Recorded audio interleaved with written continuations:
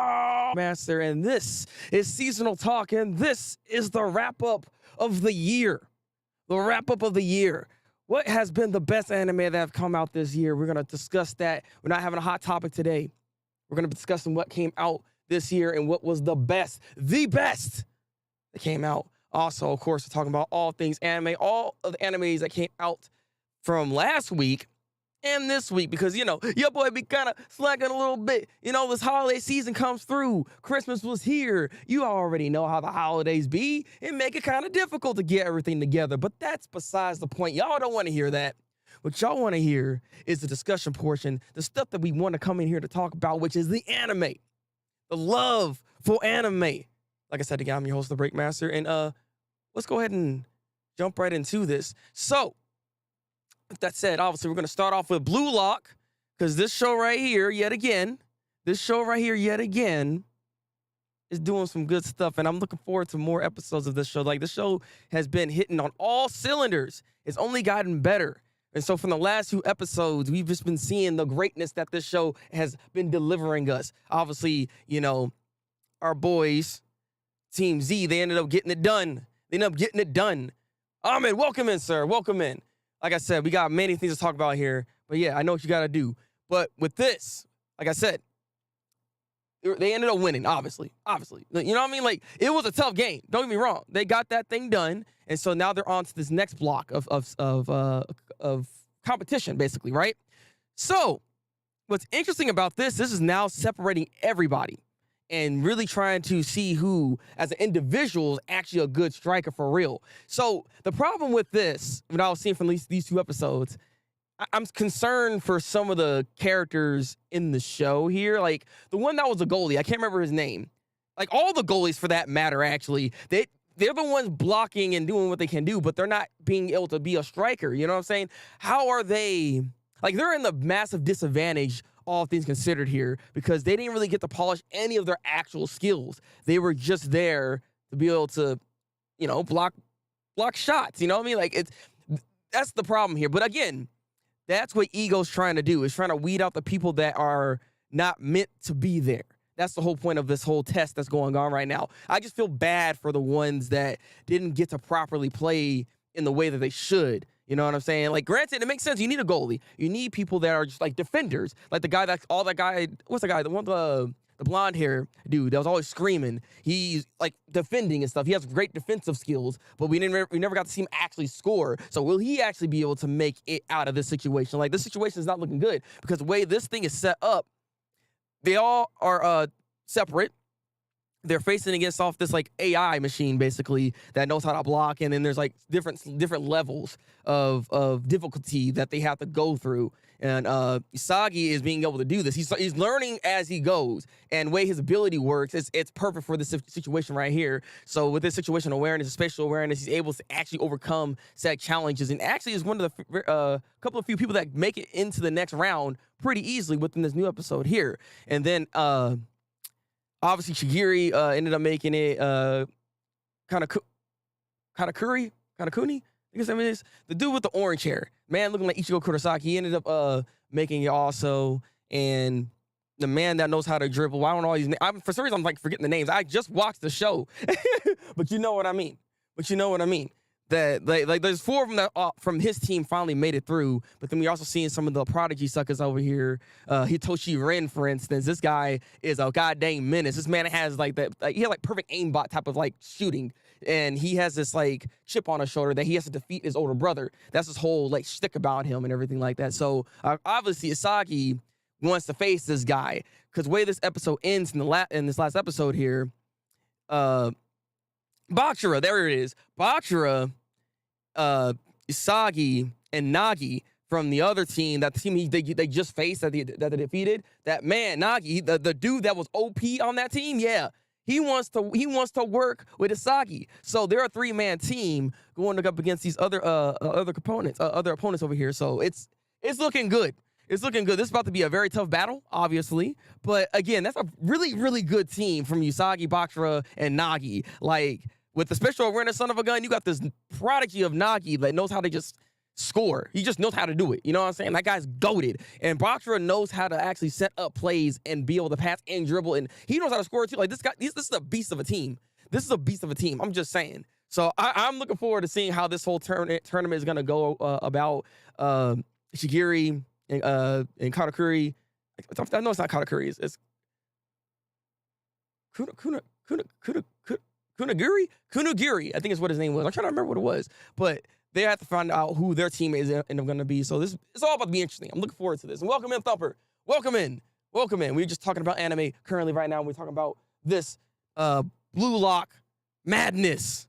All right. So overall, I'm liking this show a lot. 8 out of 10 for both the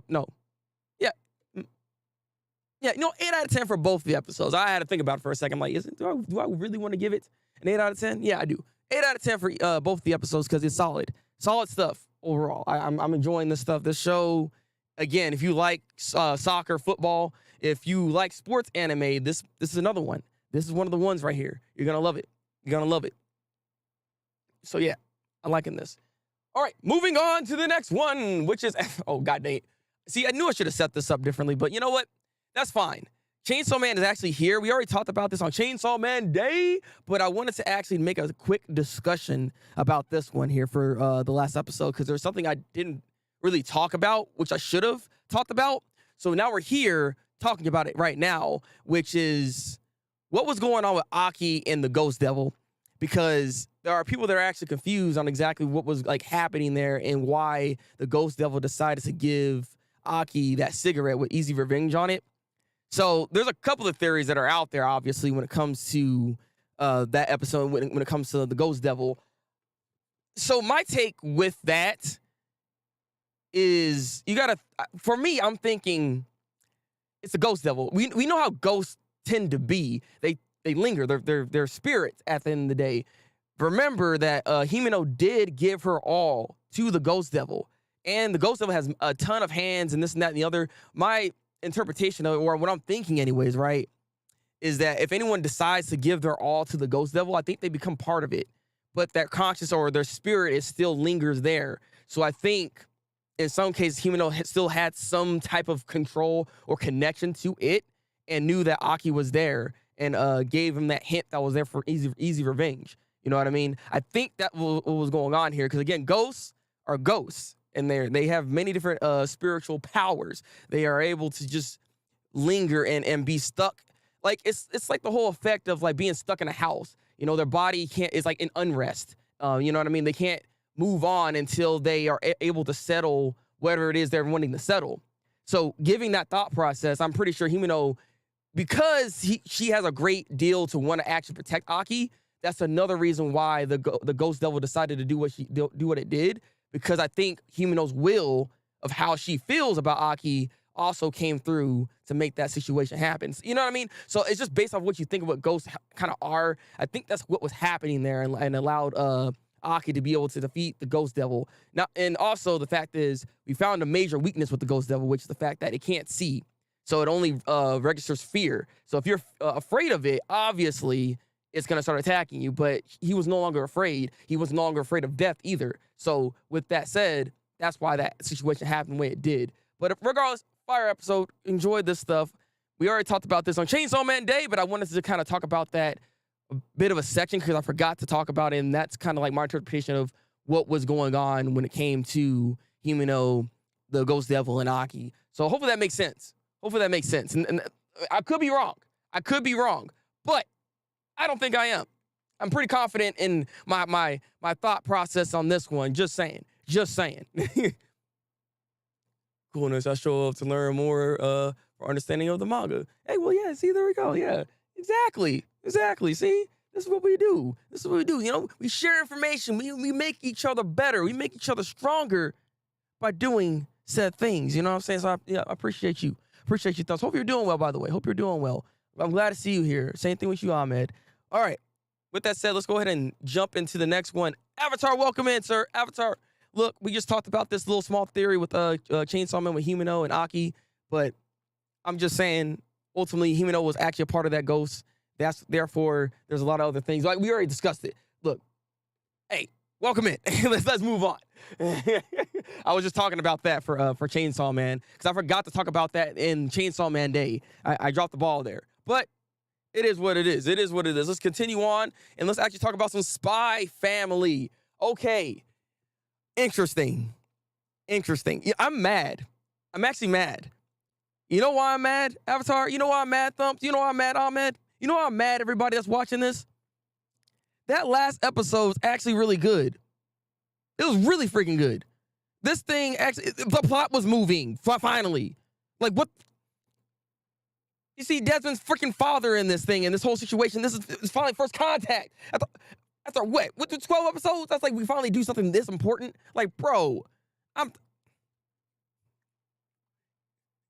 it just like really threw me off when I saw that. I was like, oh, we're actually getting some true plot finally. Like, for real, this was a very interesting episode for Spy X Family. I really actually enjoyed this a lot. This man Lloyd was really trying to dive deeper for information, but apparently Desmond's father was like, I don't think I want to really talk too much, you know. But they're talking about family morals and how to raise a child and stuff like that. So it was just very interesting because ultimately what he ended up doing is getting him on his radar. Though I'm concerned, the way Desmond's father was looking made me think that he might be on alert with this guy, with Lloyd. I don't know if he finds him interesting in a way that, like, oh, he's just a harmless guy, or he might be something else entirely. I don't know. It's the way he was looking at him towards the end of his conversation that he was like, I don't know about this guy. Because, you know, Lloyd was pushing just a tad more than he should have. I will say that much. Just a tad more than he should have. But regardless, it was a very good episode, very informational in a way as well. And it was actually funny because Anya really did well this episode.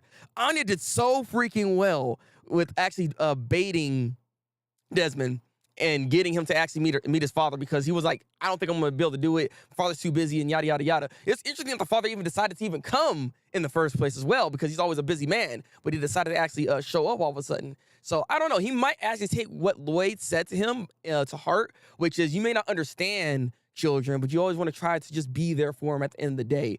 And it's a very good life lesson right there. When you have kids, you know, you want to be able to do that. So it's just, I'm intrigued as heck. I am super intrigued of what is the next step here of what they're about to do here. Maybe they're finally going to have a play date even, you know what I'm saying? Not to mention, Desmond also kind of showcased that, yeah, he does like Anya right in front of his goddamn father. This dude was like peach red, bro. Like he didn't hide it at all. So he might see if he can take advantage of that in some ways. I don't know. This, like I said, there's so much that went on this episode. I was like, this is actually so good.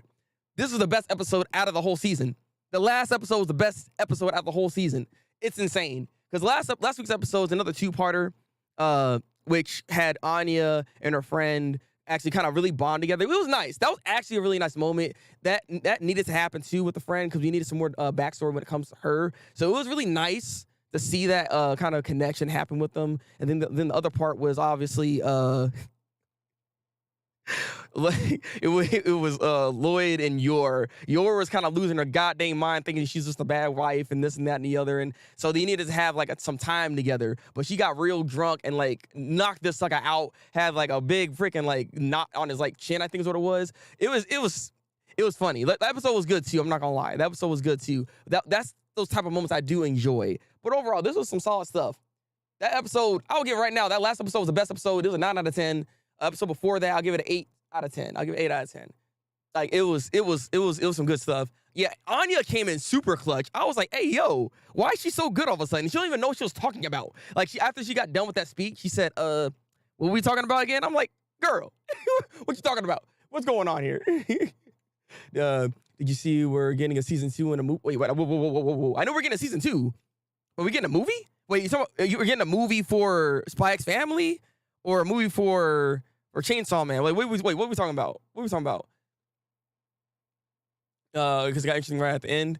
Okay, yeah. So I'm assuming you're talking about Spy X Family, and like they're getting a movie. Like this is what we're doing. Like I didn't know that we're getting that kind of popular. We just getting movies all of a sudden. But I mean, I'm down for it, I guess. Again, I told myself, man, I was about to drop this show. I was getting upset about this whole season. I'm kind of back in it. Like that last episode, I'm telling you, that last episode was so freaking good. It's frustrating. Like, don't play with me like this. studio. Like just give me the meat, all right? Give me the freaking all the good stuff. I need it in my life. I don't even know what to say. It's good stuff right here from this episode. We need to see the development of the goddamn two countries kind of colliding and stuff. You know what I'm saying? I need to see where we're gonna be going with this. Like, god dang it. Yeah, it's a movie for spy fans. Okay, that's crazy.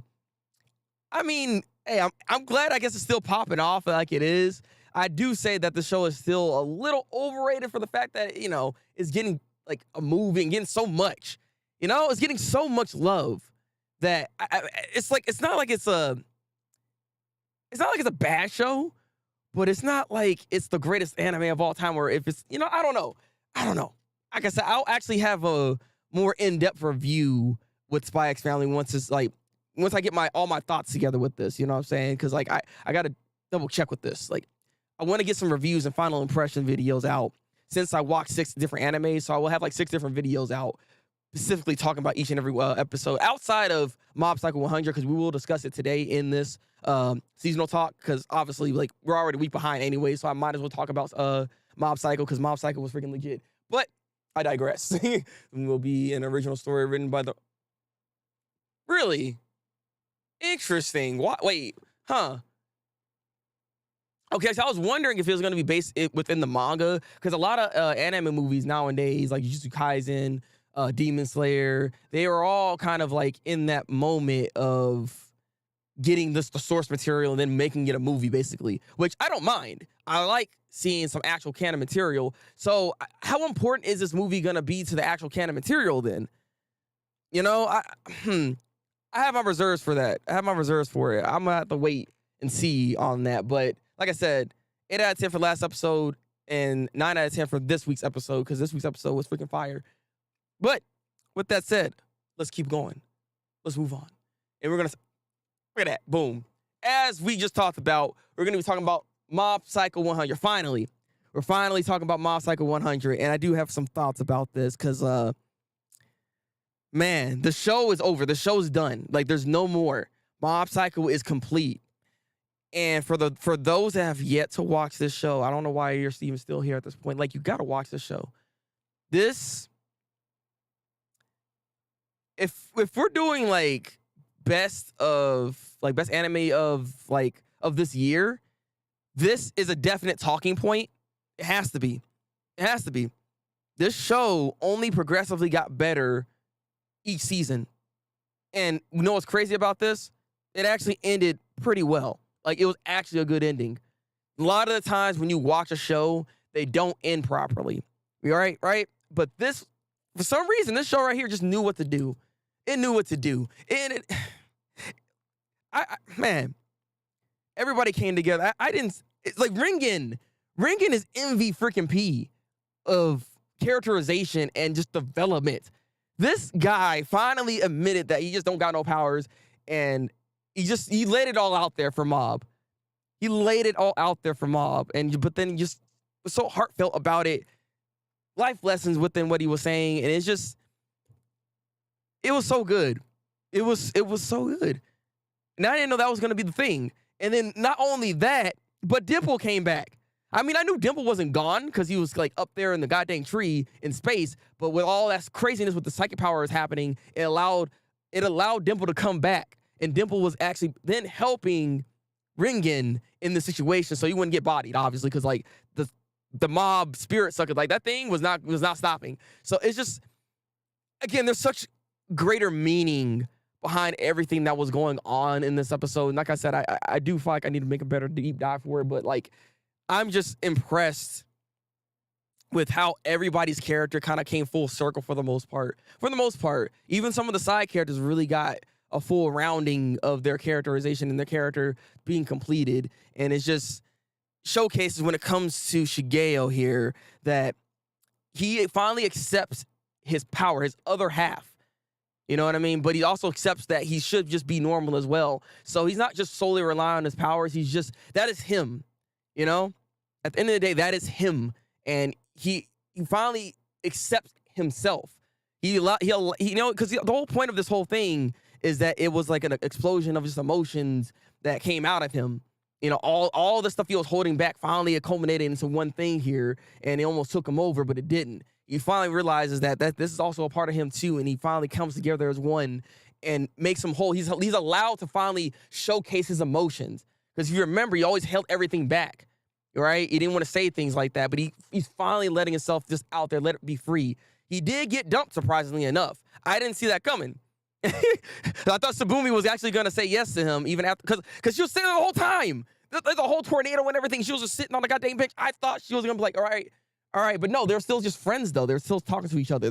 She didn't ghost him or anything like that. So, you know, Sabumi's actually a nice character, all things considered. She's pretty goated for that, all things considered. And it's like mature to be able to take that rejection and still move forward with that and not have to have like bitter emotions about that. Like, you know what I mean? Like, it's like little things like that. This show, I just don't understand why this writing's so good. I watched One Punch Man, and it's not like his writing in One Punch Man is bad or anything like this, but this is like leagues better than what One Punch Man is doing in a way. I'm not gonna lie, just from, again, the characterization standpoint, just how well-rounded all these characters are. And I'm just thoroughly impressed with it. Top 5 anime of all time for me. I can't even lie. It's in the argument of being one of the best animes that's been created. I'll say that much. I'll be honest. I think Spy Family lends itself to a movie pretty well, though. Yeah, it does, because it's very fluid. Spy Family very fluid show, so it allows itself to be able to kind of do anything. Here we go with the GOAT. Dude, when Ringen was running and it started playing that original. Yeah, I know, right? I was like, oh, it's time. You know it's about to go down. You know it's real. Any show that brings back the freaking original like opening and stuff like that. Again, Tokyo Ghoul. I remember that. When that thing hit, I was like, oh. That season 2 was trash, but towards the end, that was some good stuff. It was an acapella version too. That was an acapella version. You can hear that dude say, I was like, oh, it's over. It's over. Welcome in, Ace. Welcome in. Oh my God. Oh, how Ringen was able to save his friends without some crazy power up, but by being true stuff. Exactly, right? That's the whole point. And that's why Ringen and Mob are so like similar in a lot of ways, right? In a lot of ways, you really think about that. They're both hiding behind a mask, and they need to let it go and be their true selves. So when finally Ringen did that, that allowed Mob to be able to do the same. Like I said, this is why this relationship between Ringen and Mob has been something. I love it because it's crazy to me. I didn't even like season 1 to that degree. That's the crazy thing. I actually dropped this series initially. If you want to know a backstory a little bit, I dropped Mob Psycho initially, went back to watch it, and I said, I don't even know why I dropped this. Season 1's actually not that bad. Season 2, fire. I was like, okay, this is some great stuff.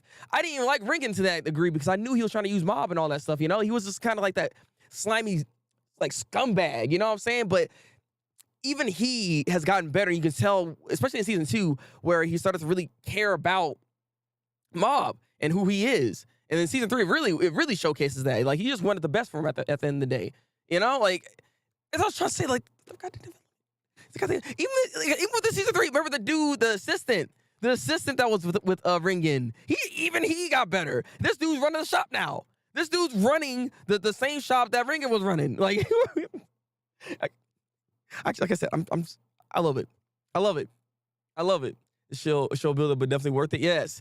It's a slow build up. It's again, this is why I said like season 1 all the way to season 3, it just progressively gets better. If you allow yourself to dive into the show, you're not gonna regret it. You're not gonna regret it. This is one of the best animes that's been created because it's actually completed and it had a good ending. This man out here freaking Ringen tripping and stuff like that, because I think it was his birthday, if I'm not mistaken, right? And then Mob, supposedly, we don't know who, because there's a lot of psychics in the room, but I believe Mob used his powers to make him trip and make him fall into the cake and everything, and he started laughing and stuff like that. And it's nice to just see Mob look happy. You know what I mean? Like, he just allows himself to actually be his full emotional self. It's just, you know what I mean? It's just full circle. It's full freaking circle. It warms my heart to see this character finally be into where he needs to be. And just, round of applause. Round of applause. Round of applause. So she'll go down as a classic. It has to be. It has to go down as a classic. If it doesn't go down a classic, I'd be surprised. I'd be surprised. And if you have yet to watch this series, please, I implore anybody that has yet to watch it or has been thinking about watching it, watch the show. Watch Mob Psycho 100. You're not going to go, it's not going to go wrong for you. It's not going to go wrong for you. And it does end well. So again, we were talking about this, I believe in on my Twitch streams, I think, right? Like, does an ending really truly matter? Like, if you have a bad start but a really good ending, people will remember that more than a good start and a bad ending. Because apparently the bad ending makes the whole show bad, and it sucks that it's like that. But I understand, you know what I mean. But this show though, no, it's slow, but it's still good. Don't get me wrong. The beginning's still good, but it just gets better. And that's what I'm saying. Mob Psycho, goated. It's so goated because we're doing a 2-week thing because we're talking about last week's episode and this week. So it's a full circle kind of situation here. But our first winner for last week that I didn't get a chance to talk about or chance to do this, obviously, is Mob Psycho 100. This episode it ended. It did its thing. I'm satisfied of this show. I'm happy about this. Of course, it wins last week. But what did win? Wow. But what did win? Well, what wins this week? That's what I'm trying to say. There it is. Like, I don't know, the English language, like, I forgot. Me no, right? Like, God dang it. But no, this obviously wins last week. But this week, there is a different winner. A bad ending for Mob would make the show go to 8 out of 10. 8 out of 10. No, probably a 7. It's probably a 7. If it had a bad ending, people would be like, what is this garbage? It builds up to be just trash like this? Oh, my God. That's what they would have done. All right? And we got to talk about the Hanazawa development. Yeah, he lost the fight but saved those people. Exactly, right? He lost. It wasn't about this, like the fight itself, but this dude out here really put in the goddamn work. And he's really good friends with freaking Mob at this point, too. Hanazawa, man, such a good character, too. Like I said, all the characters are actually good. Like, I don't know what else I can say about this show in its entirety, because, like, all the characters, everybody matters. And it's the way they developed them and how they took the time to make these characters feel important. Really, really showcases. And Hanazawa's another example of that. Go to show. Goated. But let's move on. We've been showing too much love to the show. But Mob Psycho, from last week's episode to this week, last week's episode was like a 9 out of 10. This week's episode, or not this week's, or the week before. Whole point is 9 out of 10 and 9.5 out of 10. Bada boom. No, I won't say 10. I won't say 10 out of 10. It's hard for me to get a 10 out of 10. You know, I don't throw 10 out of 10s out there all the time, but 9.5, easy. Let's continue. Oh, okay, well, I guess we're doing this next. I thought it was going to be My Hero Academia, but I guess not. All right, Bleach, 1,000-Year Blood War. So this one's interesting because there's a lot that happened. So forgive me if I forget some stuff, because we had a special. A whole special, an hour-long special for Memories in the Rain, I believe is what it is, or I think that's what it's called, right? But we also have, of course, episode 13 as well that came out, where is The Blade Is Me. So Ichigo finally was able to realize who he is, but that's because of Memories in the Rain. I feel like that's not the name. I feel like it's not the name of the special, but regardless, it's all about Misaki. It's all about Ichigo's upbringing. So we got to see that Misaki is in fact a Quincy, and how this whole situation kind of went about. Ishin over here kind of slipped up a little bit. You know what I'm saying? There's this whole situation with Aizen. He ended up making this hollow from a bunch of Shinigamis, and he's trying to implant this, like, the hollow powers into a Shinigami, because that's what the whole holification is all about in the first place, holification.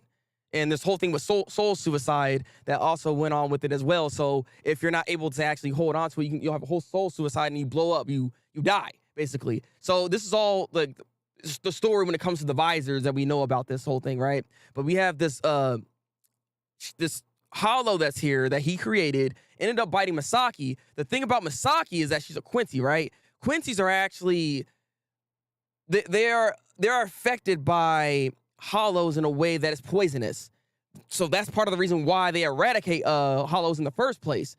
they don't save them, they eradicate them because they're actually poisonous to them. So they're actually a threat in that way where they'll kill them. So Misaki getting bit was actually the worst thing that could happen. She out here raising her hand like, come to me, so she can be able to blow his brains out, by the way. That was clean as heck. She got that freaking hollow, said, bada boom. I was like, God, dang, clean, gone. That the hollow said, what happened to me? Gone. Misaki kind of cold with it, I'm not gonna lie. I wish there was more scenes with Misaki fighting, to be honest with you. Also, it's kind of funny that we see Ichigo's dad, and he was just sitting there like, is that a Quincy? Even though you should have saw the arrows come by. Like, obviously, it's a goddamn Quincy and all that, but, I digress. But whole point is Misaki got poisoned. Kisuke Urahara randomly runs into her, which is kind of funny how that happened. They all come together. What has to happen is that he has to go into a Gigai to become fully human and then attach his soul to Misaki. Therefore, making it to where when he's in that Gigai, he can no longer be a Soul Reaper. So, no longer be a Soul Reaper, have it connected to her, but allows her to live for however long she ends up living. So, it ended up stabilizing her soul. That's why they ultimately ended up getting together, and it was a beautiful moment. It was a beautiful moment seeing them kind of like play around, be playful. And the reason why he was able to now become Shinigami again is because Misaki died. And Misaki died because, like I said, there's a lot of information. There's a lot of information that happened here. Because you have Bach, this son of a gun here, did his like selection process where he pretty much takes Quincy powers, all the Quincy powers away to give him himself because he was getting reborn.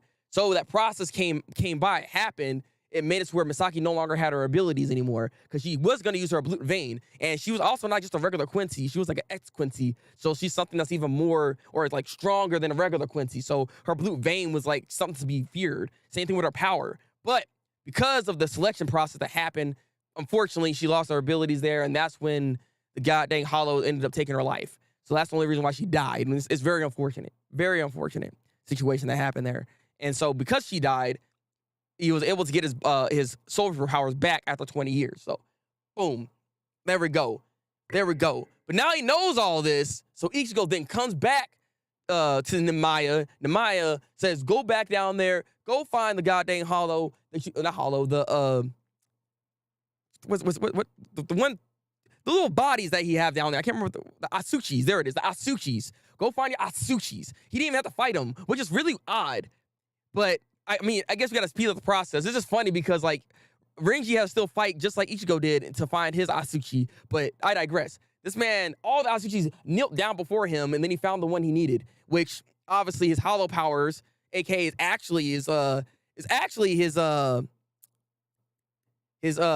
Shinigami powers. That's the thing.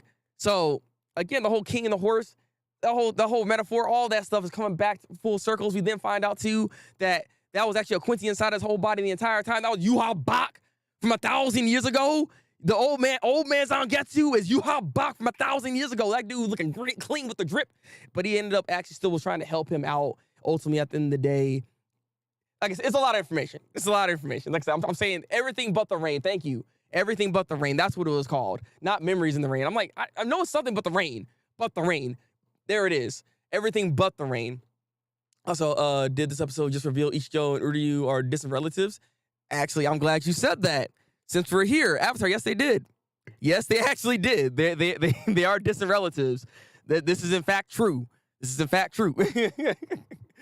I mean, I guess Ichigo has everything. Like, this man got all the abilities. Think about this. He's not only a Shinigami, but he also has hollow powers. But not only does he have hollow powers, he also has Quincy powers. But not only does he have Quincy powers, he also has Fullbring powers. Don't forget about that. Don't forget about Fullbringer powers, because it's still there. It's still there. Man, finally got that Zangetsu reveal. Yeah, that cop was beautiful, bro. And that's what I want to kind of like discuss too, is just like animation style and how they adapted this. This whole section of how they adapted everything but the rain was perfect, actually. It was actually perfect. This is one of the situations where I was like, you know what? They did an amazing job here. I was complaining throughout some of this, of Bleach here that it was like, the pacing could be better. I wish Unohana had more like screen time. And, there's some things with this arc, or with this section, I should say, this first section here, that they could have done better in.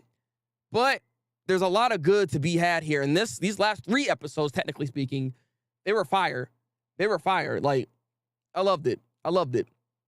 Especially considering, like I said, I love seeing that he finally accepted not just the hollow version of himself, but the Quincy version, which is, old man Zangetsu. He said, you are me. I don't want you to, I don't want to try to borrow your powers. I don't want to do any of that because we're not borrowing nothing. You are me. So therefore, this is our power. This is me, my power. It's a good realization that Ichigo finally had, and he didn't know all this. Also, Ichigo, surprisingly enough, had his power suppressed by old man Zangetsu. He was suppressing his powers greatly, and yet he was still able to fight the way he did. And his reasoning behind it, some people actually have a problem with it. Funny enough, the reason behind why Zangetsu wanted to do that is because he didn't want Ichigo to fight these terrible battles that might kill him. But every time that happened, his hollow form kept coming through to save the day every single time. And also another little hint, and this is why I love Kubo's writing. And I don't think people like, there are some people that actually pick this stuff up at this point, right? But you think about this. That should have been a hint that Hollow Ichigo was his power all along. He was Zangetsu all along. He kept saying to Ichigo that I'm Zangetsu. You're not listening to me. And there was a hint literally in the beginning of Bleach. When he first unlocked his powers going through that process with Kisuke, what happened when he came out of that hole that he was in? When he was going to in this holification form, because he had a hole in his chest. So when he came out of that and got his actual Soul Reaper powers come out, he had a mask on. That should have already been a hint that was his true power right there. You know what I'm saying? Kubo thought about this from way back when. He was prepared, super prepared with the pen to bring this all in full circle, and it's beautiful to see. It's beautiful to see. Yeah, this explains the Kenpachi fight as well. Again, the way Kenpachi was, Kenpachi always kept suppressing his power because he couldn't help but to do that subconsciously. All he wants to do is have a really good fight. So therefore, why Kenpachi is suppressing his powers, he wanted to be on the same level as whoever he's fighting against. That was a problem here. He always wanted to go to near-death battles. That's what's wrong with him. And he couldn't stop himself from doing that. So Unohana pretty much made it to where she had to unlock that from him to stop him from doing that. So he can be his true self, using all his abilities. Now he's unlocked and ready to go. Kubo doesn't get enough credit for his setup. No, he doesn't. Kubo does not get enough credit for his setup. Also, welcome in. I've been just going in. We love to see it. Yeah, we love to see it. Welcome in, man. We talking about Bleach and everything in the intricacies of what the type of writing that this man has been doing this entire time. And you can see a lot of this instances what old man Zangetsu was even trying to do, and the type of training that was even happening there. There were some even hints within that in of itself as well. Like, I'm just thoroughly impressed that Kubo was actually able to think this far ahead, to be able to set everything up the way he did for Ichigo's whole character. And this is part of the reason why this man had to go through all these trials and tribulations. You know what I mean? And you know what? You know what's funny about this? If you think about the Fullbringer arc, I'm pretty sure that old man Zangetsu was like, yes! He doesn't have to be in battle anymore! Finally! If you think about it, this is kind of what he wanted. He's like, just stop fighting. I want you to live, because he started to care about him. Like, the old man Zangetsu inside his body, his whole mission, technically speaking, was actually supposed to kill him. If you were to oppose that power and try to do more, he was supposed to kill him. But he started to actually care about Ichigo, and so it was a conflict of interest that started to happen right there for old man Zangetsu inside of his body.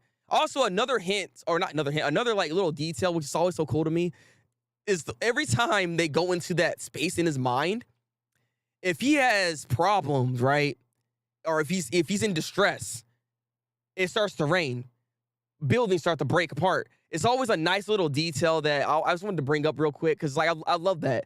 I love that. So you know mentally how he is doing. When he's doing really well, that space that they're in, it's beautiful. It's nice to live in. But when he's not doing well, when he's having a mental breakdown, everything's breaking down inside that area where Zangetsu's at. So it's again. You know what? Round of applause again. Let's just do that again. It's like this show with Bleach. I love the writing. I love the show. I love Bleach. Aizen wants to beat Ichigo, knowing that he's needed for watch sooner or later. Look. I'm just saying, like, Aizen has the plans. Aizen knows from birth what he was supposed to be doing. He's been watching them all the way through his whole life. Never realized before Ishin used Bakudo 81 to protect Masaki from White's explosion. Who was writing is very yes, exactly right. Yeah, it's very subtext heavy. You just gotta remember certain things of certain little elements that are there that sometimes you don't. Sometimes you'll miss it. It happens. Like, I'm not the most expert when it comes to Bleach, but you know, you miss these things from time to time, and it's always good to go back to rewatch a show or reread it, and then you start really realizing, you start picking up on these little subtleties that they do. Yeah, Kudo didn't get credit for his setup. Aizen playing 4D chess 100%. Like, again, he's been watching this boy from his whole life. Literally his whole life. He knew about the birth. This episode here actually showcases that. He wanted to see what was going to happen with the Quincy having this whole situation happening. He knew Kisuke was going to do something. So he's like, all right, hold up. We're actually about to make this whole melding of a pot right here. This man is a whole mixed baby. This is about to... I sitting here rubbing his hands like Birdman. He's like, hey, yo, this is actually a better situation than I anticipated. He told that to Tosin and to Gin. Also, can we talk about Tosin real quick? Why is Tosin, every time we see this man in a flashback, no matter what flashback, think about this. Every flashback you ever see Tosin in, this dude has a different hairstyle every time. Every single time. This man got the grip. Who is styling this man's hair? I digress. That's not even an important detail. It's just something that I noticed. Every time we see this man in the flashback, his hair is different. I've been watching Bleach and picking up on a lot. Yeah. And this is what I'm saying. Like, this is how you know you have a good story. This is how you know you have a good story. When you can go back on a show, rewatch, and be like, oh, that makes sense now. This is part of the reason why I love Attack on Titan. Attack on Titan did that to me so many times. This is why I rewatched that show so many times. And I'm like, oh my goodness. From the manga to the anime, it's just like, oh my goodness, every single time. Because like the way the writing is, you have to go back and you start picking up all the pieces that were like set up from before. And just from the beginning, it's like, bro, give this man credit. Give this man credit. God. And Kaite Kubo apparently has the style. He has the brains. He is slick with the pen. Slick with the pen. Bleach will always be my favorite out of the big three. Facts. I think that's what it is for me too. I've always liked Bleach more than like Naruto and One Piece. Look, don't kill me here, all right? But I've always liked it more than the other two. And there's reason for it. I don't know. Just something about it. Something about it. And it's not because he always draws freaking big-chested women. Because, like, even the freaking Atsuki swords for Nemaya, there's always got to be one, right? There's always got to be one. I'm just sitting here like, bro, you already have Hikafune. Like, like, stop it. Even like the first captains, bro. Like, we have that chick over there with the glasses. Like, why is she... like, what is going on? Bro, this man loves boobies. Kuromura gets a new bucket. God dang it. Yeah, I mean, well, there's a reason for that though too. There's a reason for that, and that's what's kind of cool though. That's like the only gripe I have. Kuromura, Mr. Dog Boy, right? This guy, I wish we had more like insight on his character, where this situation happened. Well, he ended up going, I guess, back home, or wherever his clan is, because he has a whole clan of dogs. It's a doggo clan, and he wants to learn this new secret technique, or this technique from his family. Not secret technique, or I guess call it secret technique. They're a secret in general. They're just hiding themselves, and the grandfather is actually upset that Kuromura was hiding himself the entire time. Right? He had that bucket on his head. He's like, you ain't proud of yourself. You out here hiding, bro. What's wrong with you? I don't even care if the world changes. I don't care if there's a new king or whatever the case is. We are staying in the same spot, hiding at the same time. No one gonna know about us. Now, granted, that makes sense. See, this is why we didn't know much about it in the first place, because they were in hiding all this time. But I just wish there was more hints on Kuromura and his backstory. So when this like led up to this situation, it wouldn't kind of just come out of nowhere. I will say this kind of felt like that came out of nowhere a little bit. Just a tad. There is a good payoff at the end, I feel, but I digress. Nemaya's sword better pop off when he slaughters elite senators, or maybe in the future. I hope so. I mean, they're all there. I don't know how strong they are, to be honest with you. Like, I don't think they're. Well, I mean, there's Zanpakutos. I'm about to say they weren't built for fighting. Well, these ones might not be built to fight like that. Granted, one of them has freaking fireball jutsu. So I mean, I digress. I don't know, man. I'm more of a One Piece guy, but Bleach definitely has its place. Oh yeah, I mean, I feel you on that. Like, I mean, One Piece is great too. You know, the One Piece is real. This is why I be reading it every week, every goddamn week. I need to read the latest chapter right now. It just came out this like I think it came out today. Yeah, it came out today. I need to go read it actually. The Maya sword. Let me see. I believe Konohamaru's family was banished to the Beast Realm. Yes. That's exactly what happened. Granted, I don't think they explained that just yet. I don't think they did, so I didn't want to say too much. But needless to say, I wish there was just, like I said, I wish there was some more hints. Or, you know, I could be wrong in saying this because maybe there were some hints that I didn't pick up on back then. So maybe I need to reread Bleach just to make sure that I didn't miss anything. Because who knows? Who knows? I could be wrong in that. Anna! Welcome in. We're talking about Bleach, the 1,000-Year Blood War. You know what? I want to say this right now. For this week particularly, right? It is, in fact, the winner. The 1,000-Year Blood War has been the winner of this week, all right? This was these fire last couple episodes, all right? Like, god dang. I didn't expect that special to hit as well as it did. And then that last episode, just like, icing on the goddamn cake, all right? Icing on the goddamn cake. So for this week, look, I'm just going to spoil it right now. Look, Bleach wins. Bleach wins. Hope you're doing well, though, Anna. Hope you're doing well. So hopefully I explained that well enough, I guess, because like I said, there's a lot of information that really happened when it comes to Aizen, and Aizen has so many different things that he's doing. He's a very complex guy. You know what I mean? He was doing so much, and Kisuke has been doing research for 100 years from the whole holification from back then, which back to the Pendulum arc was actually freaking a goated arc in the first place too, I will say. And it's just always nice to see like those flashbacks of those characters and just like back then. It's always nice to see everything kind of come together. You know what I mean? So it's just it was beautiful to see. It was beautiful to see. Obviously, I'm gonna give the special like a 9 out of. You know what? Forget it. Both these episodes, you know what? The special and this episode, I'm going to give it a 10 out of 10. I'm going to give it a 10 out of 10. Yeah, I said that. Yeah. I don't typically give 10 out of 10s out there all the time, but I feel like this was actually done perfectly. Could have done it any better. Couldn't have done it any better, all right? Like, these scenes have been popping off. Like those moments when you have those close-ups, it looks exactly like the manga. Like, round of applause again. Round of applause again. Like, I'm just surprised at how well the studio is doing with this anime. And I believe this is like the first cour, right? So is it taking a break? Does anybody know if this is taking a break until wherever it comes back? Because I'm not sure. If it's still going, then awesome, but I think it's taking a break. And if so, I do have some requests. Like, again, there's something that didn't happen in the manga that needs to be brought in. Just like how they did with the first like captains and stuff like that from when we seen from Yamamoto's backstory, right? So you saw them, right?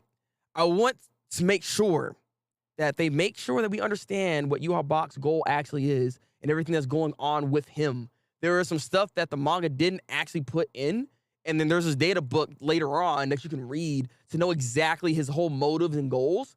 So I want that stuff to be translated into the anime because it's actually very important to know exactly what Yhwach is and what's going on with him and his actual like drive and what it is that makes him do the things that he's doing. You know what I mean? I want to make sure that they put that in there. So I'm hoping to God they do this.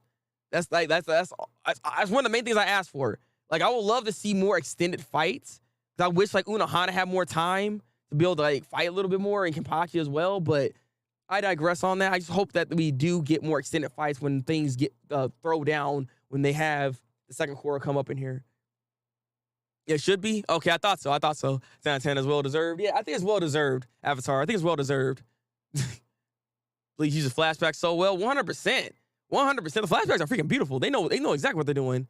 I've heard aspect about Kuromura's character is how he mirrors Tosin's character arc. Yes. Yeah, I like that too. Like I said, Tosin and Kuromura, I actually like them as characters, and just that friendship and that bond that was actually all there too. You know, it's actually kind of funny because Hisagi, there's another little detail that's actually happening right now. Hisagi's getting trained right now to learn Bankai, to do Bankai. And it's funny because they actually threw Tosin's name in there. It's like, Tosin ain't gonna, I'm not as nice as Tosin. You know what I'm saying? That's what Kinky said. And he's like, sucker, how dare you talk about Tosin that way? Like, he still has those feelings because, you know, that was his boy, man. That was his captain. You know what I'm saying? Like, you can't be doing that, bro. You can't be doing that. But it's interesting how they're taking this type of like approach. It's like Soi Fong has a different approach where she's like, oh no, not Soi Fong. Hitsugaya has a different approach where he's like, you know what? I lost my Bankai, so therefore I need to learn the basics yet again. Show me the ways, master. That's what he's doing, all right? That's what he's doing. So it's like there's two different methods and ways that they're trying to go about this, and like not trying to rely on Bankai, but then it's like, hey, more Bankai, the better. The more Bankais, the better. But will Hisaki actually use his Bankai? Who knows? We'll find out. We'll find out. I don't watch Bleach anymore. Anna, you need to watch some Bleach. Get up in here. I'm doing good. Hope everyone else is doing good. We doing good. We doing nice, right? Does get a decent amount of screen time, honestly. He really does, actually. That's a funny thing, too. Kuromura does get some screen time. He is a pretty important character, all things considered. You know, like they honestly, a lot of the captains in general get quite a bit of screen time. It's just the visor captains at this point that don't get a lot of screen times, like Rose. Not Rose. I believe his name is Love, not Rose. But like Love, Kingji, Shinji. You don't really get that much screen time. Like he actually his whole this like the only other misstep. Well, it's not a misstep. It's weird because like with this season, the whole Shinji situation with him, all you kept seeing is him running around. There was no explanation of why he was doing that. There's actually, if you've read the manga, there's a whole other section of like a story arc that's just got cut off from the anime. It got cut off from the anime. So I mean, granted, it wasn't really that important, all things considered. So I guess I see why Kubo made that decision to be like, you know what, we don't really need that.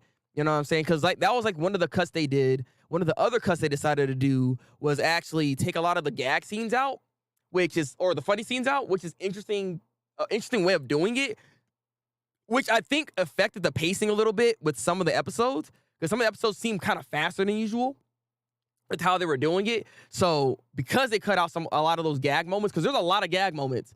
I'm not gonna lie. Like Kubo was doing a lot of like funny little jokes here and there in the manga, and yeah, they cut a lot of that out. They couldn't cut the stuff out for Nemaya because Nemaya's character is he's a goofy guy. So like even though you want to have that serious tone, Nemaya in of itself is too goofy to cut out. So you kind of got to keep that in there. But a lot of those scenes got cut out as well. So I think that's why the pacing felt the way it did. But those are like little missteps. They're not like nothing that was groundbreaking that messed up the whole anime. I feel like overall this first core was done really well, and it was a nice introduction back into the Bleach world, into the 1,000-Year Blood War arc. You know what I'm saying? So they did a really good job there. The Visors do need a little more. Yeah, they do. Like ever since they came back, they need more development at this point. Yeah, I have so much anime to catch up on though. Look, you need to binge some anime, Anna. Time to binge some anime. Saki's Bankai training is mentioned in the anime. Yeah. I was just bringing it up. Because he's finally getting some Bankai training. But will he use it? That's the main thing. Look, we might be scared to throw a Bankai all of a sudden because it's like it might be taking it. You never know. What do you think the chances are of them animating those novels that came out? That's what I'm saying. That's interesting. How much? See, I don't want to say too much because I mean the novels are just information bases. Like, you know, there's stuff that extends on like Hisagi, for instance, has a whole thing. There's a whole thing with him. So it's like it'd be nice if they actually added that in there. Because again, like this is the last arc. I would love to see everybody's Bankai to some extent. You know what I mean? Like I wish we got to see more of Chojiro's Bankai, but Chojiro died, so you know. But you know what I mean? Or Sasuke, I think his name is Chojiro Sasuke. But Sasuke is thunder ability. I would love to see more of his Bankai, but it is what it is. So I don't know. Again, I would love that they do something like that. Some of the information is kind of important. Like some of the stuff that was in there it ends up like filling the gaps that weren't like shown in the anime.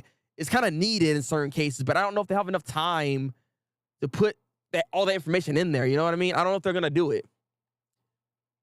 Will Dig draw love in the Hell arc design? Hopefully he does something in the future. Yeah, I hope so too. He's an interesting character. I like him. I'm just actually kind of scared about the whole Hell arc. Y'all know about this, right? When it comes to the Hell arc, because like all those captains from Yamamoto's time, like you already know they're all dead. So it's like, give or take, like are we actually gonna fight all them? Like is that why he decided to make them have an actual like character design? Because he's gonna bring them back in the Hell arc? Because like, bro, that's like it's about to get nasty. That's all I'm gonna say. It's about to get nasty, bro. God, they can't fear your own world novels. Yeah, that's I just wish they actually put some more time to it. But I don't know if they're gonna do it. We'll see what happens here. Would make for a good movie, honestly, 100%. 100%. Honestly, like I said, like if they want to do like some spinoffs, there's so much information out there and things that could be adapted for, especially in the Bleach like universe. Oh my god. Oh, like seeing some of the other Kenpachis. Like some of these other Kenpachis are busted as heck, bro. I would love to see them stories animated. Like, you know what I'm saying? Like, oh my god, don't get me started. Don't get me started. There's so much that can be done. I mean, Taito Kubo is back. We can say that for certain right now, right? I don't know what his next move is going to be exactly, but if he continues to do the Hell arc, great. If the studio decides, because this is actually like working really well, I'm hoping it's getting a lot of views. I'm hoping there's a lot of like people watching Bleach, because I want this to be successful. Because if it's successful, we can get more of what we're asking for. You know what I mean? So I really hope that it's getting the type of love that we are throwing at it right now. So I don't know. I'm looking forward to it though. And I'm looking forward to seeing the second quarter. This is about to be some good stuff. I can't wait for more Bleach. I'm a Bleach fan. I love Bleach, as you see. There's a lot I know. I mean, how y'all feel about Bleach? How y'all feeling about this whole season? Was this 10 out of 10 to you guys? I think for the whole season, this whole first season or first quarter, I'm definitely giving at least a 9 out of 10. It wasn't perfect, but god dang it is really good. So I give it a 9 out of 10 as a whole. Hope it continues the Hell arc soon. I hope so too. I really like that manga back. I was like, okay, this is really good. Very, very interesting. It made so much sense. Like, I didn't know. I knew there's more to the Bleach world that we can actually do, but not like this. And it's just beautiful to see. It's beautiful to see. And also, it's like, man, I don't want to say too much. Look, I'm just looking forward to it, guys. I'm 100% sure Kubo is doing Burn the Witch next. Oh, you're 100% sure? Shoo. I hope you're right. I like the Burn the Witch. Burn the Witch is pretty nice. Look, that is it opening, I believe? No, I think it's the ending. Like that song is freaking fire. I'm just saying that the soundtrack in general in that show is really freaking good. Like, I don't even know why it's so good, but it's like, it's stupid. I listen to the soundtrack all the time. It's Bleach in general it has like the best soundtrack when it comes to anime. So I'd be listening to it just in general, but Burn the Witch is like in the same category with it. Like, I don't know what it is, but he knows what he's doing.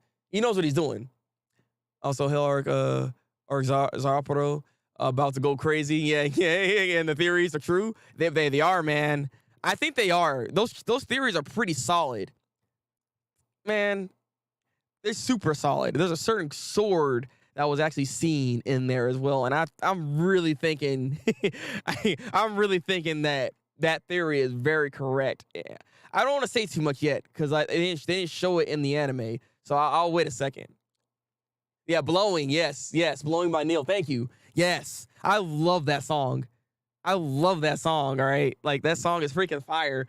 It's on my rotations. That's how much I listen to it. I love Bleach. You give it a 10 out of 10, Steven, because it's so entertaining. Oh, snaps.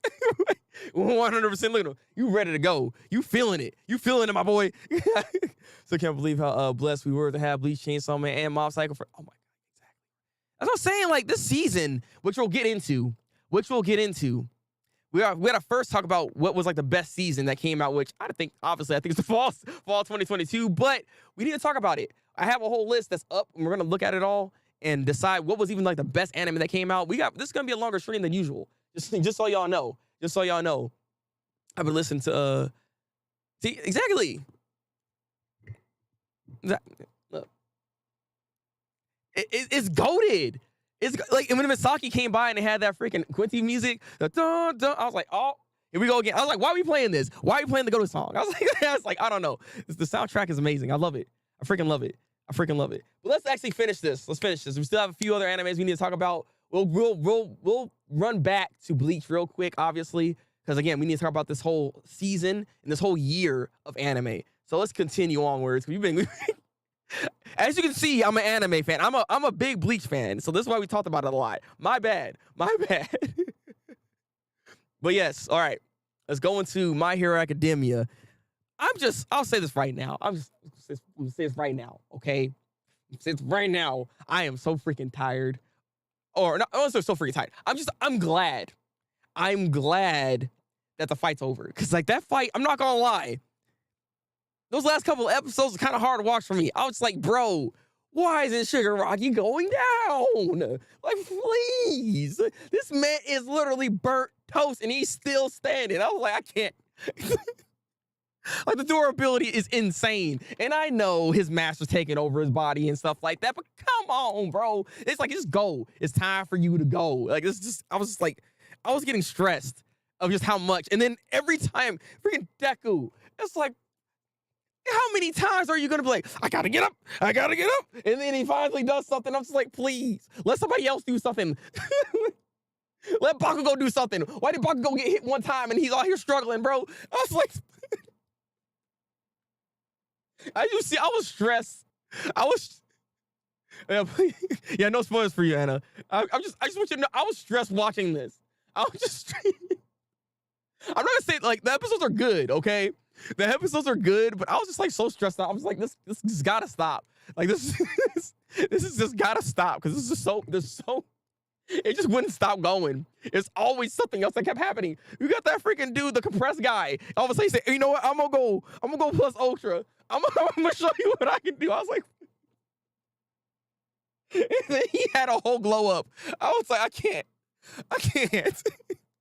I was like, we're still going. We're still fighting, bro. And then the Gigamata dude, the gigantic Gigamantia, that's how you say his name? Gigamantia.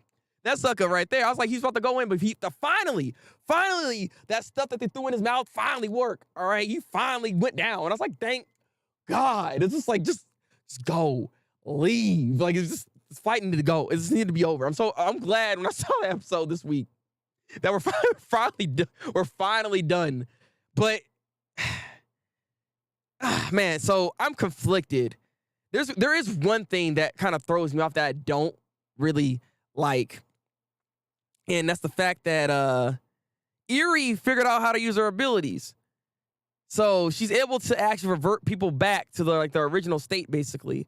So you already know, power! He came back. That sucker came back. He here. He ready to go again, which everybody expected this. Everybody expected this to happen, obviously, with that child. We knew that was going to happen. So it's just like, when was going to be the case here. It sucks because you already know it's going to revert everybody back. Deku, obviously, even though he has spaghetti arms, they're not going to be spaghetti arms soon enough. So all that damage he took and worrying about, oh my God, I'm going to have problems and I can't. Now he's going to be able to punch actually 100% now. They're probably going to revert his arms back to where it was before he even hurt himself. You know what I mean? So he's going to be more than good. What's his name? Eraser. His eyes got cut. He cut his leg off. Well, he about to get his leg back. I think he should. So you know what I mean? Like all the stuff that happened here, all the damage that's been done is all going to be reverted. So it's just, it kind of sucks. It kind of sucks. It makes everything that happened here not as impactful. It reminds me of like Dragon Ball Z, for instance, where like, oh no, Krillin died, but we got the Dragon Balls, so let's bring him right back. You know what I mean? It just kind of negates all of the pressure, all of the stress that was there in the aftermath even as well for it. You know, it kind of sucks. Will Mirko get her stuff back? I don't know. I mean, Mirko, like, she don't know Mirko like that, so I don't think that's gonna be the case here. She might be like kind of out of luck, but I don't know. It just Yeah, can All Might be healed? That's a good question. I don't know. I don't know how long. I don't know how her ability is when it comes to how far back she can revert things. Because even though I'm saying this about Deku, she could just only revert back to a certain period of time. This has been a long time going for All Might. So it's like it could be like a good 10 years or something like that. She has to revert back for him to be okay. So I don't know if that's the case here. I don't think she's capable of doing that. I think she can only do stuff that's like that happened kind of on the earlier end. You know what I mean? On the earlier end. I don't think that'll be honestly that'll be busted as heck if she's capable of doing that. You know what I mean? There has to be a limit. You know, there has to be a limit because then all these look. She is the #1 person we got to take out.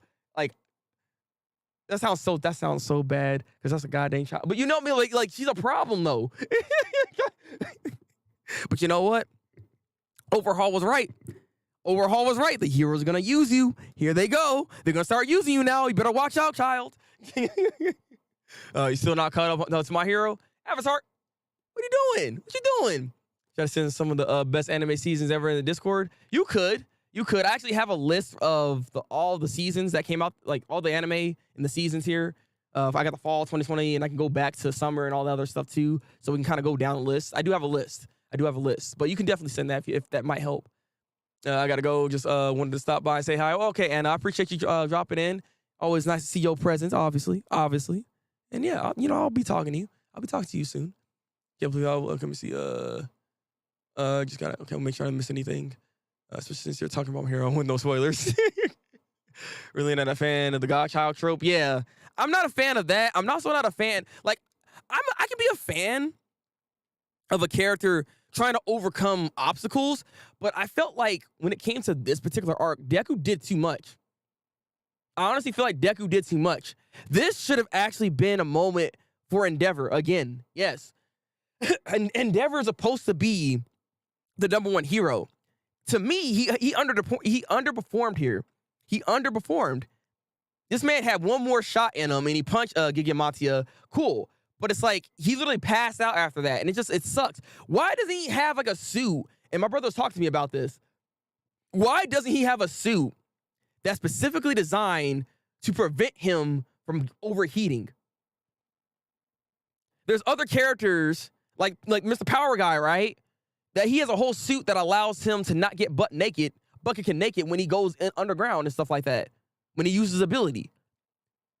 So like, why can't we make a suit that allows him to not overheat? That stops his weakness. So therefore he can fight more. Like, I don't understand why he's not like that. You know what I mean? It doesn't actually make any sense. I'm certain they can make that.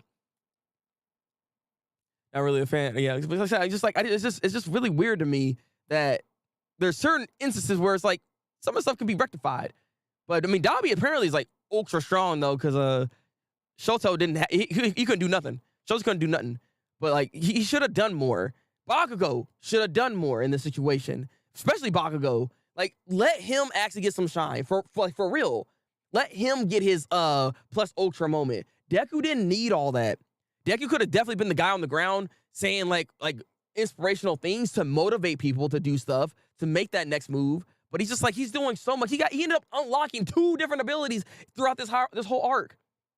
We're not even done yet. It's like, bro, he has danger sense all of a sudden. So he got like a spider sense thing, and he's able to fly. It's like, and he's getting better with the whip technique. He's like, bro, it's just too much. It's actually too much. And that's my gripe with this whole arc right here. It was good, don't get me wrong, but there's too much going on with Deku.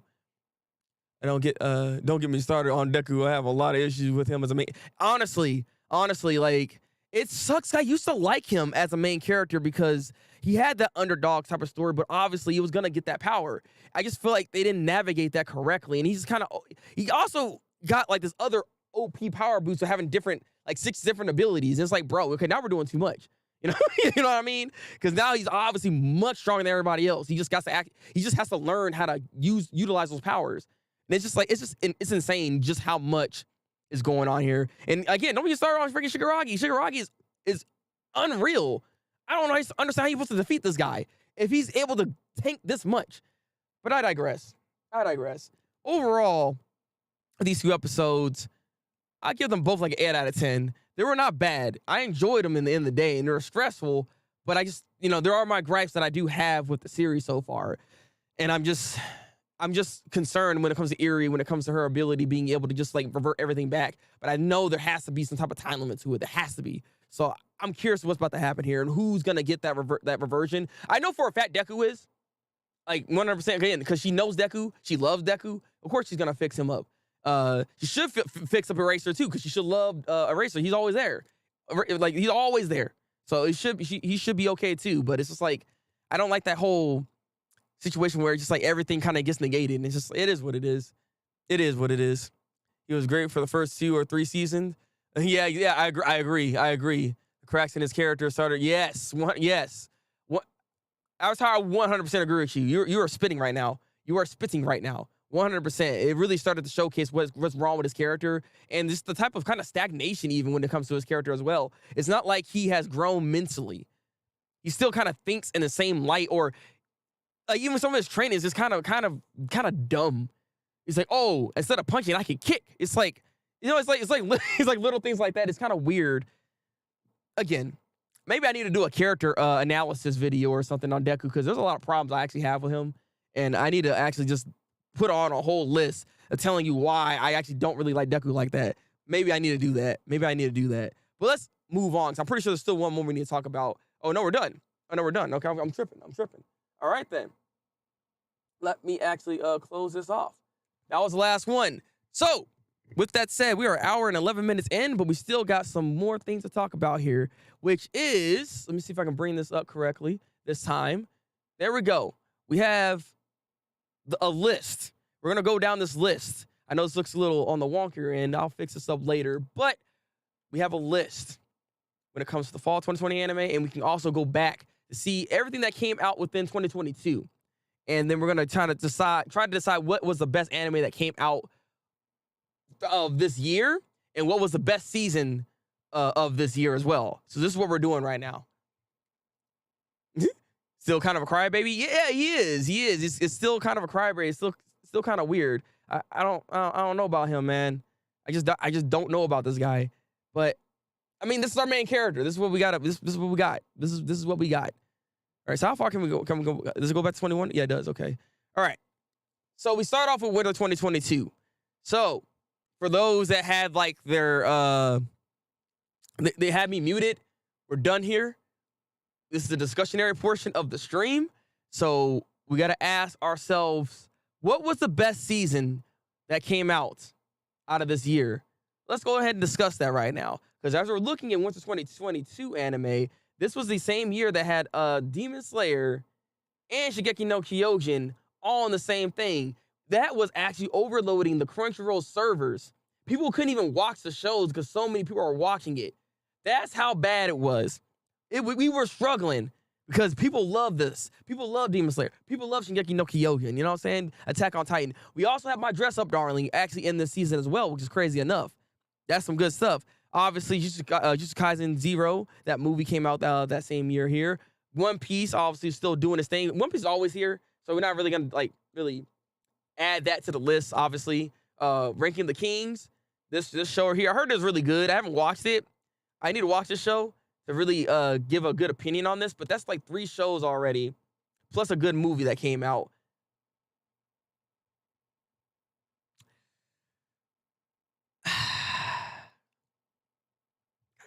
See, okay, so we actually got a show right here, Platinum End. It hurts because it's from the same creators that made Death Note, right? I was like, yeah, let's freaking go. I want to see this. I read a couple of chapters and said, I even vouched for this show. I said, yeah, it's good. I regret saying that. There were some sus things going on in this anime for one. And then it's not even good. Like the main character is freaking annoying as heck. He is a man that don't want to kill nobody, even if the situation calls for you to kill somebody. It's like you only have one route, and somehow he finds another route. I don't know how he does it. Like it's freaking annoying. I don't like the show. Platinum is not good. Platinum End is not good. That's what I want you to know, guys. Don't watch that show. Oh my God, we got Boruto up in here. Oh yeah, JoJo Stone Ocean came out that this year here will it blended into the next year basically. Which I mean, I don't know. It's interesting because Stone Ocean. I'll be honest with you, because I was talking about this with my brother as well. If you guys watch JoJo, Stone Ocean I think has probably the weakest cast out of all of JoJo so far, from what I've seen. Because I don't really care about any of the actual cast members like that. Like, you cared about Kakuin, you cared about, honestly, you care about the whole cast of Part 3, honestly. Like Avdol, Polnareff, you know what I'm saying? Like, you cared about all of them. Yeah, and then the second season was actually pretty good too, because, Joseph, and then, yeah. Well, I don't remember how much they had when it comes to that. They didn't have a big cast in that, but I think that worked out the way it needed to perfectly, honestly. I don't think there was no need for that. I just feel like Stone Ocean has probably one of the weaker casts in general. Like, I just felt like there was no synergy with the characters here, which is odd. Which is kind of odd. Especially that within the setting kind of probably limited it as well. But I digress. It's not bad. Shaman King is not good. This new adaptation is just super fast. It hurts my soul watching it. So I'm just going to throw it out there right now. There's some Roll Trigger. Oh, there it is. Okay. Like, there's some shows in here that are like, they're not the best. This season has some really good bangers in here. But then there's some shows that are kind of like, I don't know, buddy. Oh, yeah, Fruits Basket Prelude. I haven't watched this, so I can't say nothing. I don't know how good that is. I don't really care for the movies. Like, the movies tend to not be that good. I'm looking through this. I'm like, this is not... Outside of Attack on Titan, Dress Up Darling, and Demon Slayer, I don't think this season was, like, super pop. It didn't pop off like that, like this last season. Like I said, this last season was something else. Yeah, I don't see anything... Shenmue. Wait, this came out this year? Yeah, Shenmue's a bootleg show, by the way. I just want to throw it out there. It's like that show kind of bootleg. Blade Runner, Black Lotus, I didn't like that show. Yeah, there's some shows in here I actually watched. I watched more anime than I realized in this season. I didn't really like some of the shows on here. The more I'm looking at this, like, hold on a minute. Okay. And I forgot we had an ALT, Demon Slayer, and Kaguya this year as well. Yeah, I forgot too. That's why I'm like looking back at the list to see exactly what was happening with each season. And yeah, we have some bangers together. Like this, I think this year, honestly, if I'm being completely honest with you guys, I think this year of anime has been something special. It has been something special. We've been treated very, very well when it comes to being anime fans. And I feel like we need to make sure round of applause for this, honestly. I think we've been treated very, very well. So many good bangers that came out this year. This year, honestly, might be the best year of anime. Like, the more I think about this might have been the best year of anime. I like Stone Ocean manga, but I only watched the last few episodes of the anime. Oh, interesting. So, when it comes to, like, have you seen any differences when it comes to Stone Ocean anime versus the manga? Planet Man was such a disappointment. It hurts. It hurts. I was really hoping it was gonna be good, but god dang, I don't know. I don't understand what happened there. I like Joan a lot, but yeah, her supporting cast isn't that great. Not bad, just not as memorable as the other parts. Yeah, exactly, right? Like, you remember the other cast members, you remember their names and who they are. It's hard to remember, like, the other cast members. Like, I remember, like, weather forecasts and stuff like that, and I don't know, it's weird. It's like there's not, I don't know. Their cast member is just not that impactful. Like, Jolene in herself is not bad. I do like her, but like everybody else, I don't know about that. Stone Ocean anime skip scenes here and there. But I didn't notice many differences. Okay, that's good then. As long as it's trying to still stay faithful, that's all that really matters at the end of the day. I wasn't sure how different it was from the manga, because I'm a anime only when it comes to just JoJo. When it comes to JoJo, I'm anime only. My Hero Academia, I'm anime only with that as well. I'm, I guess, technically anime only now with Attack on Titan. I have all the volumes. I could actually read the ending now. Funny enough, I just don't want to do it yet. I want to see what ending they decide to do in the anime, and then I'll make my opinion based off of that first, and then I'll go read the manga. Because people are, being stupid with how Attack on Titan ended. Yeah, I think this is pretty much it. I've seen like the same repeat animes on this list here, Yeah, Yu-Gi-Oh! We ain't gonna talk about that. Who cares about that Yu-Gi-Oh! Series, bro? Who cares about that Yu-Gi-Oh! Series? Yeah, we got some trash. Like the more you go down, the more it's like you ain't got some very skeptical shows. Like what the heck is this? Where is Ore Tsushima? Like also what is this? This is one of those shows where it's like Jigglypuff got her own series.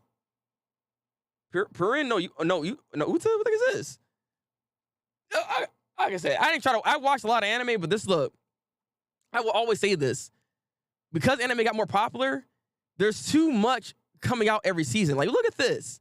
Look at this. There's too many shows coming out this season. There's just so many animes. There's so many animes. Why is this list so long?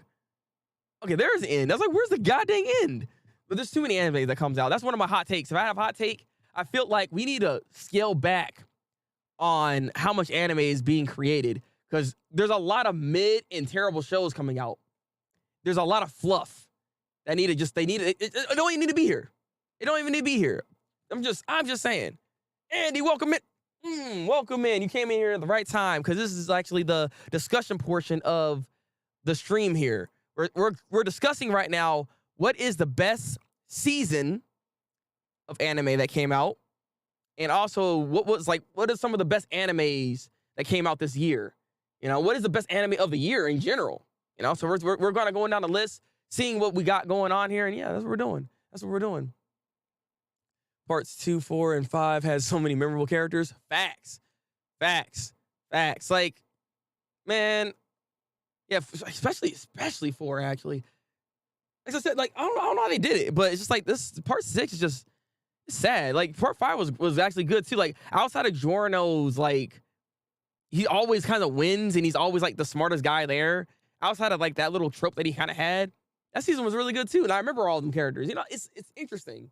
It's interesting how he kind of dropped the ball with the characterization for his characters. And I think again, it's a setting that messed it all up. Hey, Rick, just wanted to pop by and say hi. Oh, okay, Andy, it's all good then. I never kill with seasonal stuff.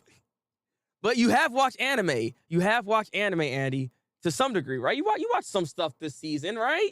Right? Like you watch Spy Family. Like, come on, you watch some things. Isekai Oji-san got pushed back twice. It's really in hiatus right now because there aren't enough animators to work on that. Wait, what? Really? Whoa. There's not enough animators. See, that makes sense though, right? They're not paying them suckers enough. They're not paying the animators enough. So this makes a lot of sense why there's not enough of them. Like, they got to start paying them. Come on now. Didn't we have Ranking the Kings this year too? No, it was this year. It was this year. Ranking the Kings was this year, actually. So I'll listen to Discord for some good seasons of all anime. Okay, I got you. You mean crickets? Andy, all right, see, you playing with me, all right? Playing with me. So we have Spy Family in the spring. We also have Shield Hero, which is actually kind of mid. Like, the second season was not that good. I don't even remember it. I did watch it. I don't remember it at all. This show right here, I remember this show too a little bit. It's all right. I don't watch Kaguya-sama, so I couldn't really watch that show. This looks familiar. The Yusha Yama, I think this is also mid, if I remember correctly. I think this is also mid. Like, we were watching a lot of this stuff in the Discord, if I remember correctly. There's some of these shows, like, they're all like okay. This season looks very underwhelming. Oh. We have our Lord and Savior, Summertime Rendering. Summertime Rendering came out this year. It's the best season right there. The best season. Summertime Rendering, though, is good. That's a good show. I felt like it dragged on just a bit more than it needed to, but Summertime Rendering was a really good show. I enjoyed this. I really just watched bits and clips here and there. God dang it. Well, look, Andy, for 2023, I want you to watch one anime within the season, all right? Try to watch one anime per season. Like, just, so you can be a part of the conversation. So you can be a part of this and be like, yeah, mid. I want you to say that with me, all right, Andy? Say it with me. Come on, Andy. I know you can do it. Mid. All caps. Oh, yeah. This also came out. I forgot about that. Tomodachi Game. Oh, yeah. Okay, I remember the season now. Tomodachi Game was not bad either. That was not a bad show. This is on a week. This season is a weaker end. Shaman King, like I said, that was okay. I didn't watch Aoyashi, so I don't know what I can say about that show. I watched quite a bit of anime on this season too, surprisingly enough. But there's not a lot I remember. There is actually not a lot I remember on this. I don't even know what I said. There's shows here I'd never even seen. Oh, I was actually gonna say I was gonna watch Black Rock Shooter. I forgot all about that. I didn't watch that show. I was supposed to watch that show. I totally forgot. And I totally forgot that Free actually had why is it called The Final Stroke? Pause. But Free was actually came out. I didn't watch that either. There's a birdie. There's someone with a freaking golf. Playing golf, my guy. Kingdom. Tiger Bunny 2 came out. Yeah, that's true. I watched a few episodes of this. It's okay. It's okay. I mean, the show's okay in general. It's never been like the greatest. Taxi in the Woods. I don't know what's another, like, what is this? I don't know. It must be part of a movie set, the theatrical premiere. And then there's more Shenmue. Yeah, this season was okay from what I'm seeing here. I don't see much in here that's like popping off. Yeah. The way I'm on. Yep, you already know. Oh, what is this? No, that's not. I don't remember watching that. Yeah, so I think when I go down here, it's usually like that's stuff I haven't watched. So I think we're done with this. Yeah, this season was okay. Outside of Summertime Rendering, I believe. Let me see. It was Summertime Rendering and Spy Family, I guess. Even though Spy Family was like okay, it's also okay. I'll give Spy Family that. The Spy Family in Summertime Rendering. There's also 8686, but I heard that show's not bad either. The season, like I said, I feel like the season's just okay. There weren't any bad anime necessarily in the season, but it wasn't terrible either, in my opinion. Summertime Rendering, how dare you? How dare you? Okay, say Kaguya is great. See, I need to watch that show. I have yet to watch it. I need to check on it. I've been hearing a lot of good stuff. I keep hearing the goddamn opening. Like, I need to watch the show. Still haven't finished Summertime Rendering because I'm kind of bored with time loop series. I mean, I feel that. To be honest with you, I'm not even mad about that because there's so many shows like that have this like whole time loop thing. So if you've been like watching too many of those, going to the Summertime Rendering, though the way they handle it is a bit different, it's still the same thing. And I think like ReZero is one of those ones that I think do it the best still, in my honest opinion. But Summertime Rendering was definitely good. I guess, like I said, I just didn't like how it ended because I feel like it stretched on a little longer than it needed to. Like after 22 episodes, I thought we were good. But we went further beyond. Okay. But yeah, great rest of your stream. All right, Andy. And you have a great rest of your night. Appreciate you dropping by. I waited 8 years for a Devil's a part-timer, and it was kind of disappointing. Oh, wait, is Devil part-timer in this? Is Devil the part-timer in this season? Because, yes, I kind of agree with you on that. I watched that. I watched that one.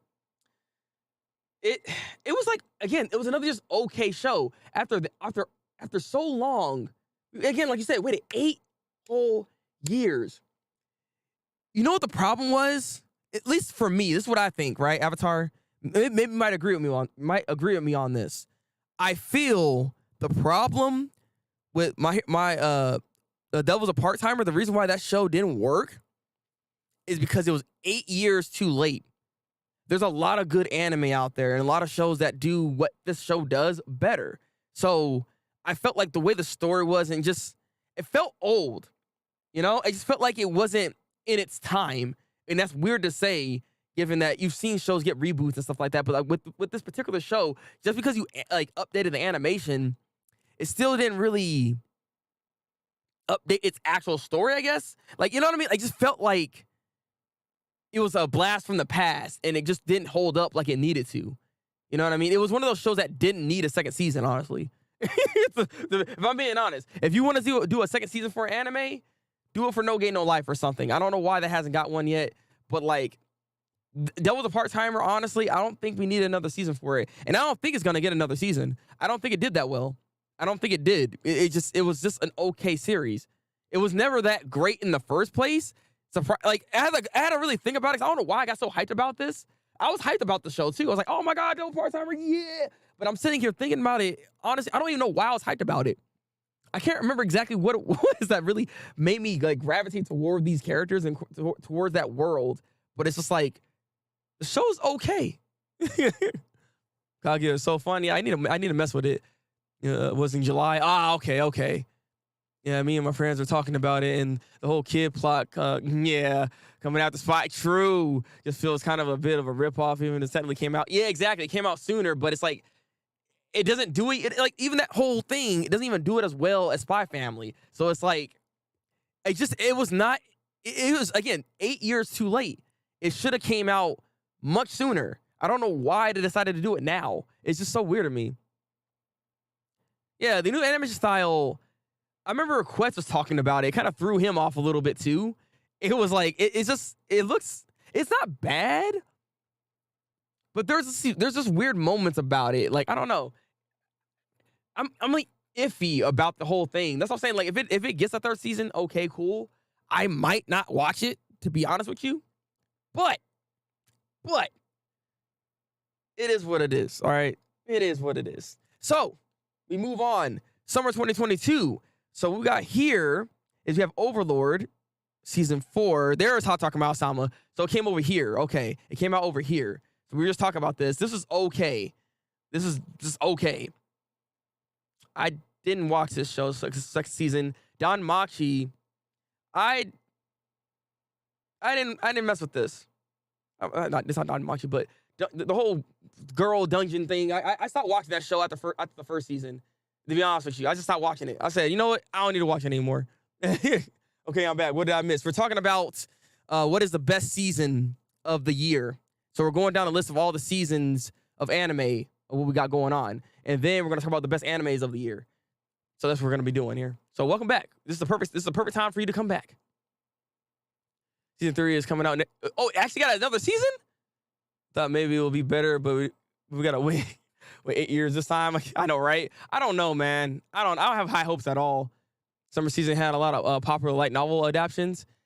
And, you know, the funny thing about that, you know, I don't know. It's like the whole light novel fan base be kind of weird because they be getting upset when their stuff is not adapted correctly. I be seeing a lot of stuff, you know. I be seeing a lot of different things, a lot of different takes. But, like, a lot of them are not that good. It reminds me of like when you watch a game go into an anime. It's like it doesn't translate as well as it needs to. Not always. There are times where it's good. Don't get me wrong, but there's a lot of moments. There's a lot of moments and a lot of goddamn isekais. Don't get me started on isekais. So look, isekai right there. Isekai. It's a harem show. Oh, it's this show. Oh, wait. Okay, so look, I'm not sus, okay? But I did watch the Isekai Meku de Harem Wo. All right? I did watch that show. I watched up to episode 7, I believe. It's spicy. It's okay. It doesn't do anything any different from any other Isekai that I've seen. More or less. So there's just extra spice in it because ever since I don't know what anime started this. But, like, ecchi is not ecchi anymore. It's kind of just hentai, but disguised as ecchi. Because that's what the show is. Like, there's a lot of clapping going on. And I'm not talking about clapping hands, all right?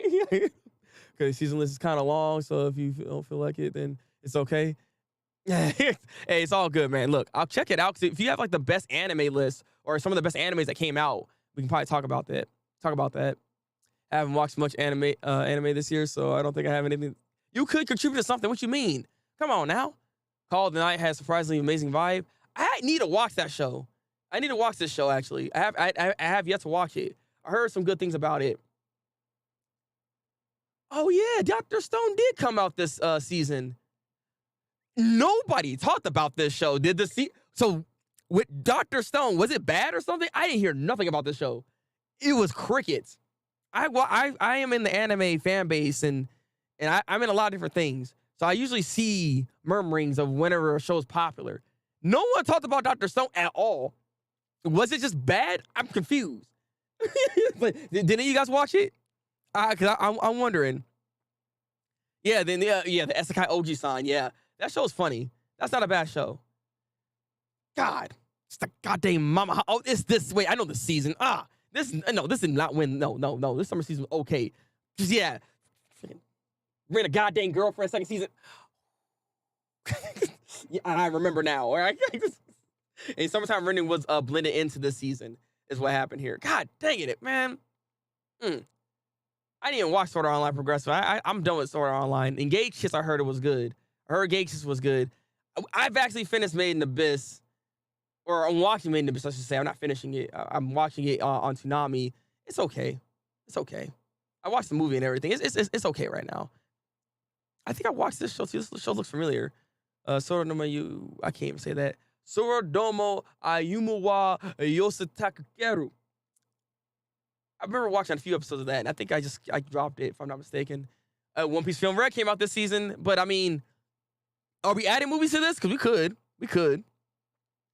Ruby is okay. I watched for a little bit of that because we were watching that in the Discord. Yeah, there's a lot of just decent shows in this season too. Yeah, I don't know. I didn't like this season because that freaking those two shows, specifically freaking Rent a Girlfriend and the Mamaha, because it's the whole thing with the ex-girlfriend my ex-girlfriend's like stepdaughter is whatever the case is. I can't remember the goddamn full name of the show, but I've watched the entirety of the show, and it's a decent show. It's like a 6 out of 10. If I were to rate it, it's a 6 out of 10 because there's actual issues with the goddamn series. It focuses so much more on the main male cast than the female main cast, and it just didn't really, and it didn't focus on the side characters at all. You see the side characters in the picture? Those suckers didn't get no development, bro. They barely got anything, and then all of a sudden they got a second season coming. This show didn't deserve a second season. I'm not invested like that. I'm not watching the second season. I'm just saying, okay? Because like that show is not that good. Yeah, I think we all know what season 1 this year. It seems like a no-brainer at this point from what I'm looking at. Yeah, the rest is. Oh, okay. I didn't watch that though. I didn't check that. KJ files. But yeah, I think and the same show's in here. Okay, I think we're done. Because every time we go down, no one's watching those shows down there. Like I said, there's too many shows. So get that crap out of here. The only new anime I watch is Spy X Family, Chainsaw Man, and Kaguya-sama. Hey, that means you can join in the discussion, all right? Best Isekai is Digimon. I mean, Digimon technically is an Isekai, right? It's insane, actually. It's insane. I think nobody talked about it because it was just a special. Oh, okay. It's just a special. I thought it was a second season or another season for it or something like that. I kind of dropped Dr. Stone after its last season because Senku, like all the stuff that's going on with Senku, it's just like it's very it always happens in his favor. I hate shows that make it to where it's like it's always so easy for the main character to just get everything he wants. I know he's smart, but some of the stuff, it just don't even make sense how stuff be happening. Like, oh, I need it to rain at a specific day at a specific time. It starts raining at that specific day at a specific time. And it's like, bro, what? You know, so there's just some convoluted stuff that happened within the show that I kind of just like, I couldn't keep watching it. That's just me when it comes to Dr. Stone. Like, I don't mind necessarily the characters themselves, and I liked how the animation is and everything like that, but it's just like Senku himself, he throws me out of the series. I don't like how everything's just, it's kind of handed to him in a way. Hear a lot of hype towards Made in Abyss, but the series is too sus. I mean, you're not wrong about that. The series is kind of sus. I'm not gonna lie. There's weird moments, especially in season 2. It actually gets worse. Actually, now you just reminded me of oh my god. I don't recommend it. If I'm being honest with you, I don't necessarily recommend it. This is not a show that everybody needs to watch. It's on Toonami, by the way. It's just so freaking weird. It's so weird because it's like he's a boy coming of age, right? So a boy coming of age, that should give you some ideas of what is kind of going on with him. You know what I mean? It's weird, okay? Even though fall is a heavy winter most years, we had only one big series, not 7. Yeah, exactly, right? Not 7 in one season. Like, bro, like this season's stupid. This season obviously is a goddamn winner. It's not even a contest. This season's too good. This season actually just too good. We have Bleach. Yeah, Blue Lock. Yeah, My Hero. Yeah, Mob Psycho. Go. You have Chainsaw Man. Go. Yeah, even Spy Family Second Core. That wasn't even that bad, bro. Spy, like Kaguya. That's not Kaguya. I'm talking about. I don't know what that is actually. But look at this. Look at this. Look at this. This is freaking greatness. This is freaking greatness. And like I said, we had this comedy show right here. Esekai show, which wasn't even bad. Which was even bad. Oh my God. Oh my. That's right. Cyberpunk Edge Runner came out this season around this time too. Oh my God. Yeah, this wins. This wins. This wins. Man, we're done. We're done. So Ocean was in there. We're done. This season's stupid. What is this? What? Oh my God. Oh my. This. Wow. Wow. I forgot about freaking Edge Runner, bro. I forgot about Edge Runner. Yeah, I don't even think I need to go through the list anymore. There's no reason to look at any of this stuff at this point. Ew, yeah, I forgot about that memorial series thing. Yeah, and then there's Tiger Bunny right there. Yeah, I think we're done. Yomushi Pedal. Yeah, I think there's no reason to look at this. This list it's over. Yeah. Yeah, god dang. Yeah, Cyberpunk, bro. Yeah, such an underdog. Honestly, since we're now on the topic, we need to probably start wrapping up here soon. But since we're on the topic right now of best anime of this year, Cyberpunk Edge Runner is one of my talking points. That show's actually really freaking good. That show's stupid good. Actually, let me see. You said you had a list, right, Ace? You sent me in the Discord, right? I mean, let me check it real quick because, dang. Okay, this is interesting. So it's more or less in this season. If I could do a top 5, I think I can actually make a top 5 pretty quickly from what I'm seeing here, because there's a lot of repeats of certain seasons and some really big standoffs. And this fall season in general is the one that is the biggest standoff for this year. Because like we have Chainsaw Man, obviously I think is one of the runner-ups or talking points. Mob Psycho has to be in the top 5, easy. That season was really freaking good, without a doubt. I don't have to really even think too much about that. Bleach is also another. That's 3 animes just from this one season that's on this list. I don't know how I'm gonna put them, but that's 3 of them right there. And then Edge Runner is 4. And then Summertime Rendering, I put 5. Yeah, there it is. I think that's my list already. I don't think I need to go any further than that. And you know what? I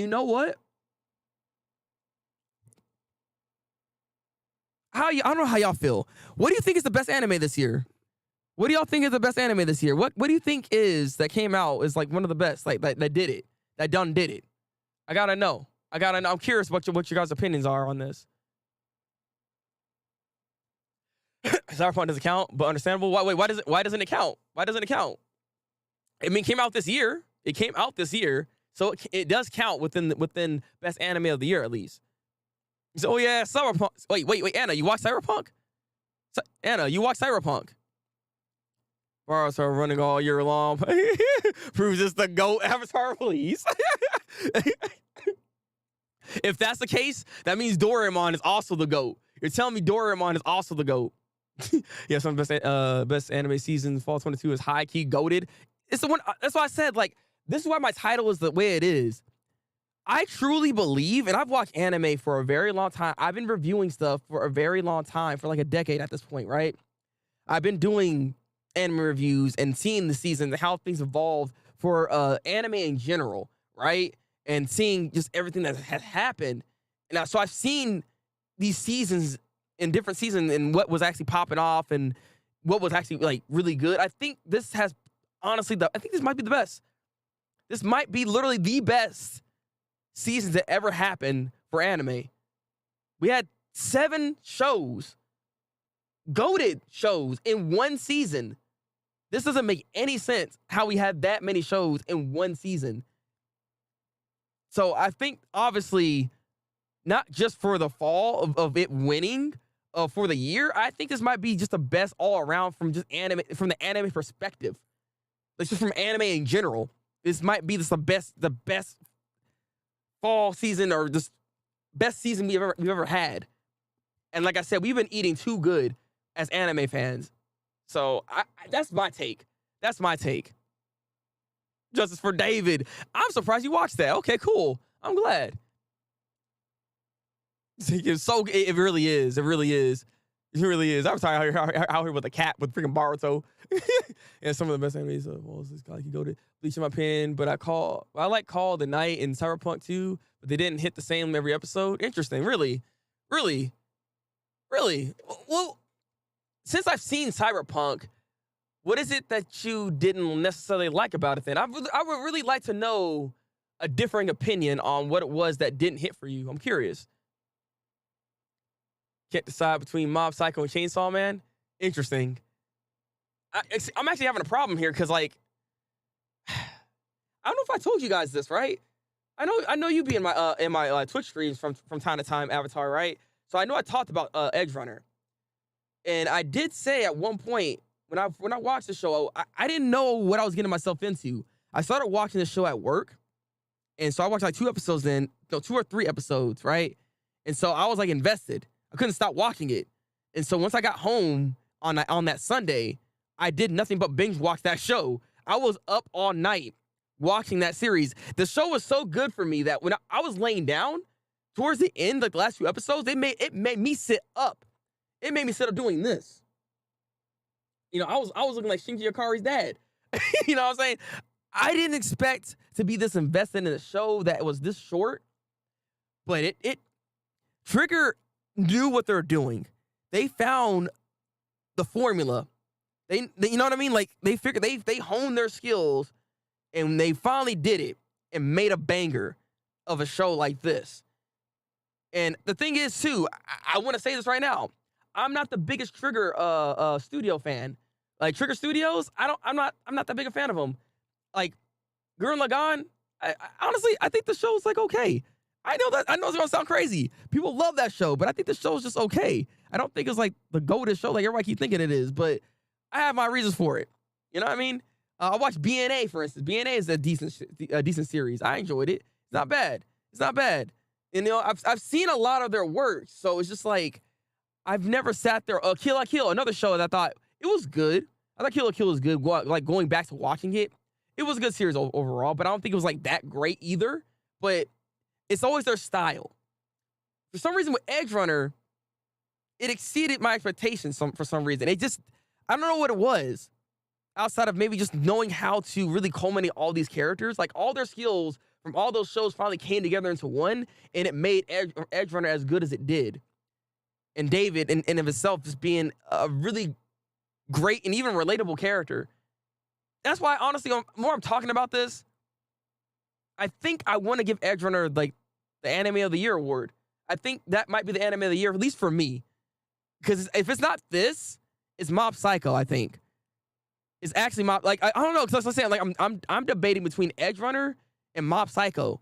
Because Mob Psycho was consistently good the entire time, but so was Edge Runner to me, in my opinion. So it's just like, I don't know, it's hard. Like, honestly, this year has some really, really good anime. Also, Edge Runner made me cry.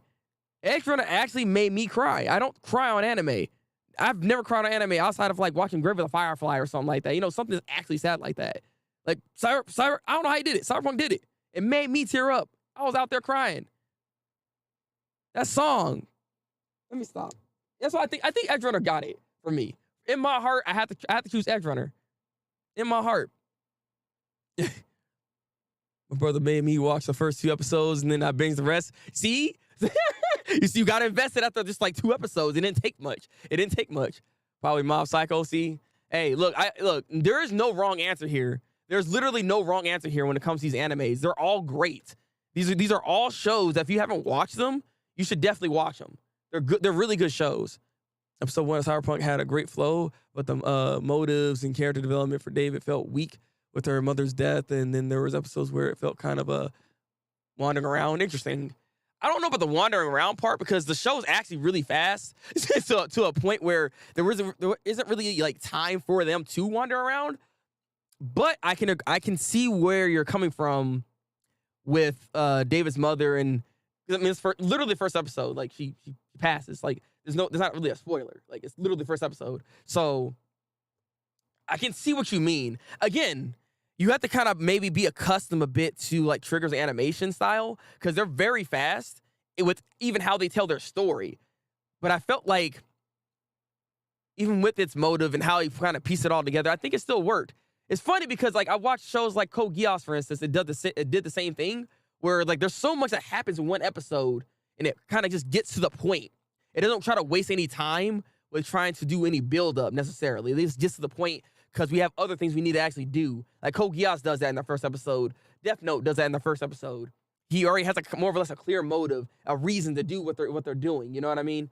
So, though it didn't bother me, I guess I can see why that could bother somebody. I feel you on that. I feel you on that. I can see that. Randomly checked out Cyberpunk on Sunday afternoon and just watched all of it. I mean, again, the show is short, so you can. It's an easy binge show, but it's also really good too. It's also really good. I just love Kamina, but not necessarily the show. I mean, same. Kamina as a character is freaking goated. I love Kamina, but I don't know about the show like that. You know, like Simone, he got to kind of annoy. I don't like his character as he grew up. I didn't like his character as he grew up. I don't want to say too much. I don't want to spoil nothing, but it's like the way he developed. I actually did not like. To be honest with you, everyone made me cry too. Yeah, I was in tears. It don't typically happen for me. I don't watch things like in general. I don't watch shows and start crying. From anime to movies to regular TV shows, you know what I mean? Like, there's barely any shows that really get me going like that. Somehow, Edge Runner got that to happen for me. I don't know how it did it, but it did it. So, I think, for me, Edge Runners is my anime of the year. And obviously, fall 2022 is the season of the goddamn year, without a doubt. There's no debate. If someone's debating this, you're goddamn capping, bro. Get get out of here. Like please. Go sit down and watch some anime then, if that's the case. Because god dang, I'm thoroughly impressed with this season. I haven't seen Clannad. Clannad is too slow of a show for me to get invested in. It takes a while to get into it, so I always get bored watching the show. I haven't finished it. That's my problem. I haven't watched Keon for the same reason. Air TV was good. I like that show, but it didn't make me cry.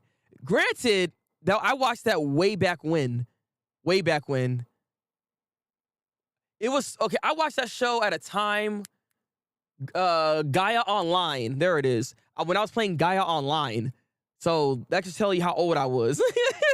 I was playing that game, and I was watching that show at that time. I didn't cry off of that, but maybe I need to revisit that show and see how good it actually is. I watched Clan like 15 years ago, but even back then, season 1 was boring, but season 2 hit. See, is that what it is? Do I need to like somehow speed through season 1? Because like the problem I'm having trying to watch that show is it's just so slow. It's actually a boring series at first. It just starts off so slow for me, and I'm just like when is something gonna happen? It's like I like y'all just living. Like, you know. Like I've watched a lot of like slice of life, right? But like, god dang, bro. I'm just saying. Cyberpunk is the underdog though. Yeah, I feel like it might be. Because like I said, there's like Bleach and all these other powerhouse shows that came out, and any of them is the right answer. You can't really go wrong. Like there's too many good shows. And again, I love this season. This is a great time to be alive for anime, being an anime fan. You know what I mean? I'm looking forward to seeing what the next season holds. The next season looking like a banger too. The next season, I believe, has like 4 or 5 animes I'm about to watch on there. And it's just like, bro, we doing too much. Actually, you know what? Let me bring back the list. Does it have the list for this? Yeah, wait, it does actually. Hold up. Let me bring the list back real quick before I finish the stream here. Because okay, My Hero Academia is still going. Blue Lock is still going. So that's 2 shows I will still be covering with seasonal talk. So seasonal talk will probably change up a little bit with this, with the shows, obviously, because some things ended and we're going to bring some stuff in. So My Hero Academia and Blue Lock are still mainstays that are going to be there. Vinland Saga is going to be the show I'm going to be talking about within seasonal talk for this stuff right here. So I'll be watching that, obviously. I love that show. Season 1 was a goddamn banger. Tokyo Revengers, maybe. I might. I've been hearing a lot of bad things about Tokyo Revengers, but you know what? Why not? Let's put Tokyo Revengers in here too. That might be the 4th show I'll throw in here as well. But you see what I mean? There's also Nier Automata, which I do want to see how good that show is. So I will be looking forward to that. Maybe that might be my 5th show. That might be my 5th show, but I do want to watch it. So I might watch that show and discuss it here on Seasonal Talk as well. So right there, that's like 3 shows already that I'm looking forward to, just based off this season. So the season right here is not looking too bad. It's not looking too bad. Granted, it's still not the fall. It's still not fall, obviously. Like, the fall is just too good. I think it's not Natasha no Tazai doing here, man. I ain't about to watch that. All right, let me pull back here, okay?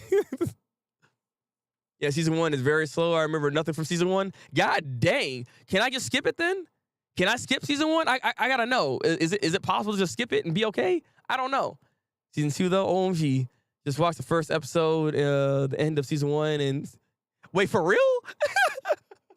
Wait, you're telling me I can actually do that? Hold up. If that's the case, I can watch some Clannad. I can watch some Clannad then.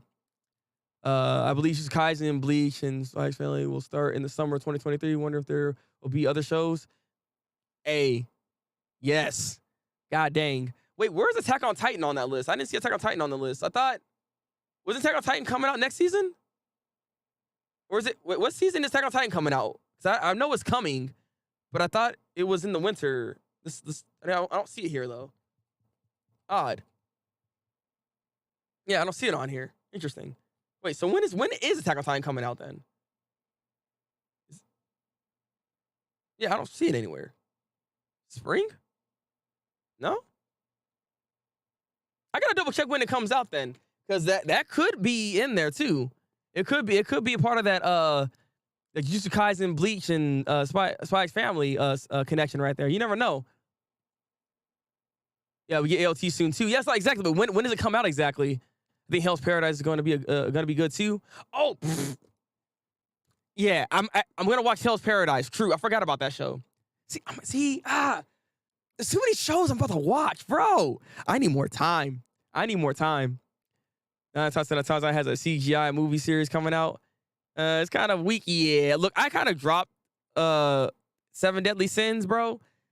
What was that? What season was it with the goddamn when Milios is laying on the bed looking like freaking, I don't even know what he's looking like. That animation was terrible, bro. Like, I dropped him even before that though, because I didn't like Meliodas as a character.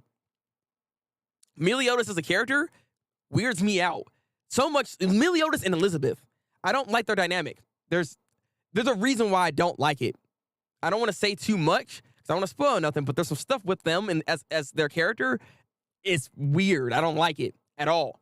Like, at all. Bond is a great character. Honestly, I wish they did a spinoff series with Bond. I'd have watched that. Bond is a great character. I love them. The rest of the characters, the rest of the cast actually is better than Meliodas. I'm just saying. EOT doesn't have a release date yet, but people think it's going to be February or March. Oh God. Okay, so it might actually be a part of that then. Interesting. Okay, maybe an episode or 2 in the middle of season 1 to get context of some characters, but yeah, you don't need to watch the whole season 1. All right, bet then. Hey, maybe help me out there then, Anna. Help me out there then. 7 Deadly Sins has one of the biggest falls. Yes, honestly, you are speaking facts, bro. You're speaking 100% facts. It's like, I used to love that show. I was singing that song like, whoa, oh, the fame, the pleasure all come together. There's no reason why. I was like, yeah. I was in there, bro. I was like, yeah. 7 Deadly Sins, one of the better freaking shonens that I've seen.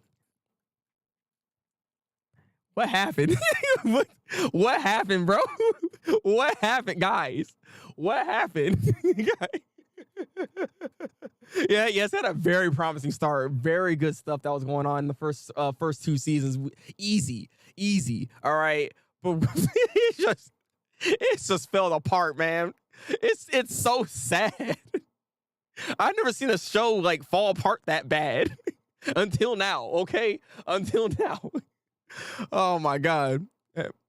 7Ds has a very similar art style and vibe as Dragon Ball and other Akira Toriyama's work, but it's not hitting the same. I can see that. I mean, Dragon Ball in general, like, too, is like not hitting the same, bro. Like, I don't know, man. Granted, I actually finally watched Dragon Ball, the Dragon Ball Super movie with Gohan, the whole Gohan-centric movie. that movie actually wasn't bad. Same thing with the animation. I didn't expect to actually like it, but I did. I'll probably make a review on that later or something. I might talk about that later. But all right. Yeah, he deserves to be in a better anime. 100%. 100%. Bond is too good of a character. He's just like, he actually made me, that's what made me like the show, actually. It's Bond's character, it's Diane's character, it's Kane's character. Like, all of them are actually pretty good. I don't know how, man, let me see. I'm getting sad. I'm getting sad thinking about it, man. God, why you gotta do this? God. Yeah, Dragon Ball, the superhero. Yeah, Dragon Ball Superhero. Because we watched it in the Discord yesterday. Should have saw that, Anna. Should have saw that. We watched it in the Discord yesterday. By the way, we have a Discord. If y'all ever want to watch some movies with us or watch anime with us, we do have a Discord that we be doing some stuff over there. Just so y'all know. Just so y'all know. Just so y'all know. Superhero was a great CGI movie. Exactly the opposite of the. He said the exact opposite. Trash. I mean, bro, I don't know what they did. It's so smooth, and it actually worked within. I don't know how they did it, because like usually CG doesn't really work that well when it's like going really fast, right? Because you know Dragon Ball Z or Dragon Ball Super, they go fast as heck, but it really didn't like throw me off with how they went about it and how the impact of everything was too from their hits. Like honestly, if CGI looks like this, I'm on board with it. So like let's say the Trigun series, right? That's coming out. That's all CG. If it looks something like that movie, I'm down to watch it. I'll be okay with it if it can look like that. But I don't know. That is a movie at the end of the day with a bigger budget. So I don't know if they're gonna have the animation look like that. But CG it's come a long way. It's come a long way. Thank you for the drop. Thank you for the drop, Ace. Jump up in there, bro. We have many different things. If y'all not in the Discord, get in the goddamn Discord. There's many different things in there. We talk about anime all the goddamn time. We watch stuff together. It's fun in there. It's fun in there. Escanor is also hype. Yes, Escanor is also hype too. I forgot about him. I don't know why I forgot. Escanor is freaking goated. Like I said, like literally, all the other characters are great. It's just Millie Otis. It's crazy. I know, Anna. I know. The Trigun series looks pretty damn solid. Yeah, it doesn't look bad so far. So I'm looking forward to it. I'm just curious of like if the animation is gonna still hold up, because CG can look wonky. Like Chainsaw Man, for instance, has some wonky CGI at times. I'm not gonna lie. I still like it regardless, but if I'm being honest, it has some weird CGI at times. And we look so good. I love that I don't keep super like that. Yeah, it is. Yeah, exactly. There's also a great CGI looking Akira Toriyama series called Sandland coming out. Wait, what? Wait, it was made by three. Oh yeah, isn't that the studio where they like it's like three different studios that came together to create a different studio or something like that, right? Are you talking about that? I think like Wit's part of it. I think AI Studios might be, or no, I think Production IG. I can't remember what three studios came together, but is it that? Is that what you're talking about? Yeah. Trigun's coming back. What, you didn't know about this, Anna? Dang, look at you. Though this anime news. There we go. Hey, Jackal, welcome in. Welcome in. How was Yogi no Nayuta? It was great. It was great. That one shot. That was wholesome. I need more. Jackal, I need more of that one shot. Like, I didn't expect to like it as much as I did, but I liked it a lot. That was good. Again, Taisuke Fujimoto is one of my favorite mangakas at this point. So I'm loving his art. I'm loving his work right now. But welcome in. We're actually about to end the stream here because it has been 2 hours in. But thank you for dropping by regardless, checking on me, make sure I'm okay.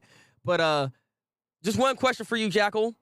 If you can do this quickly, what is the best anime of the year? Since this is the round off of the end, what is the best anime of the year for you? I chose Cyberpunk Edge Runners for me. And for the best season of the year, I chose fall 2022 of anime, because obviously there's like 7 animes that came out that one season that are all bangers, from freaking Mob Psycho, My Hero Academia, from freaking Bleach. Like, bro, like it was just too much. It's too much. Yeah, probably. Yeah, okay, there we go. And I'll follow anime like that. So we'll see. When you're dealing with me, you're gonna know some stuff, Anna. You're gonna know some things, okay? And if you don't know, now you know. Fujimoto is the king of the one shots. Looking back at, yeah, I know, right? Like, why does he have so many one shots? Actually, do you know? Do you know the reason for that, Avatar? Because he has like so many. So I need to go down his list of all the one shots he has and probably read them on stream at some point. I think that's what I'm gonna do. That's what I'm gonna do. He loves so much one shots that he implemented one of his characters there. Exactly right. I mean, that makes sense though. Why not reuse some of the ideas that you've had and put it into like one series that you know is gonna pop off or something like that? You know what I mean? That makes sense to do that. It makes sense to do that. I would do that if I was a mangaka. I'd do the exact same thing. Like, hey, if it works, it works. But yeah, thank you guys for coming here. I've been your host, Thabreakmaster. Appreciate you guys always stopping by, joining in on the streams, having fun here, having a discussion. And yeah, like I said, this is gonna be the last stream of the year for Seasonal Talk. Right? Yep. Until next time then. Until the new year, guys. Happy New Year's to you guys. Make sure you all, have a toast. Don't get wild out here. Don't get too wild, okay, guys? Don't get too wild out here. Make sure you keep yourselves up in the game. Hope you guys have a good New Year's, though, for real. I feel like author, the right book series also have short stories. Yeah, they do. They tend to have that. They tend to have that. Look back in the Goodbye Area, some of the best mangas I read. Same. Don't do that to me. Now you want me to talk about like looking back a little bit, because like, yeah, Goodbye Era is another one. I'm so glad like Tech put me onto this guy. You know what I mean? Like Tech is the reason why I started reading all of his stuff and all of his work. So I appreciate Tech for doing that for me. Like my sister has her main book series she's writing. Oh, okay, cool. Does that a lot from the main characters? It looks back. Yeah, it's basically just Asa. I mean, look, man. If the character design is popping, why not use it again? Why not do it? It's definitely Mob Psycho 100 for me. Okay, hey, I get you. I was torn between Cyberpunk Edge Runner or Mob Psycho 100. To be honest with you, mainly because the studio who made it definitely loved the manga. They outdid themselves. Yes. One again, Jackal, you're spitting. I feel that too. There was a love and a passion there that they decided to put in on that show, and it really showcases that. Like, it really shows it. And the show actually ended well. Like, typically, a lot of shows nowadays don't end that well. This one actually did. It's one of the greatest animes that have came out in a long time. Definitely a classic, in my honest opinion, already. That's just my opinion when it comes to Mob Psycho. I'm just saying. Yes, Happy New Year's, everybody. Happy New Year's, everybody. Exactly. This is my last stream of the year, actually. So you guys won't see me until Monday. So I'll be back, obviously, over onto the Twitch channel, where I stream every Monday and Tuesday. Because I've been kind of like, well, all of the holiday season stuff is starting to wrap up. So maybe I'll be able to do Monday, Tuesday, and Wednesday again.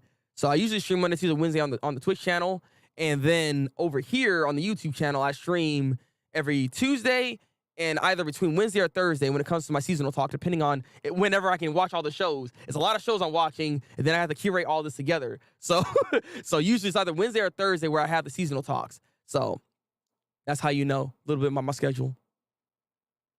I haven't done that yet, Avatar. I need to. Like I said, I think I'm gonna do a stream where I'm going through all his works, and I need to go through more of his one shots. I think it's time for me to do that outside of reading some of the other mangas I've already been reading. So definitely be there for that. I will be reading that stuff. But yes, guys, make sure you drink some goddamn water. You guys eat good food. Spend time with your family. If you're not spending time with your family, hope you just have a good time regardless, whether you're spending time alone or whatever the case is. You know what I mean? Much love to all you guys. This has been a very, very good year for content-wise for me. And you guys got me back into doing YouTube videos and everything of that nature.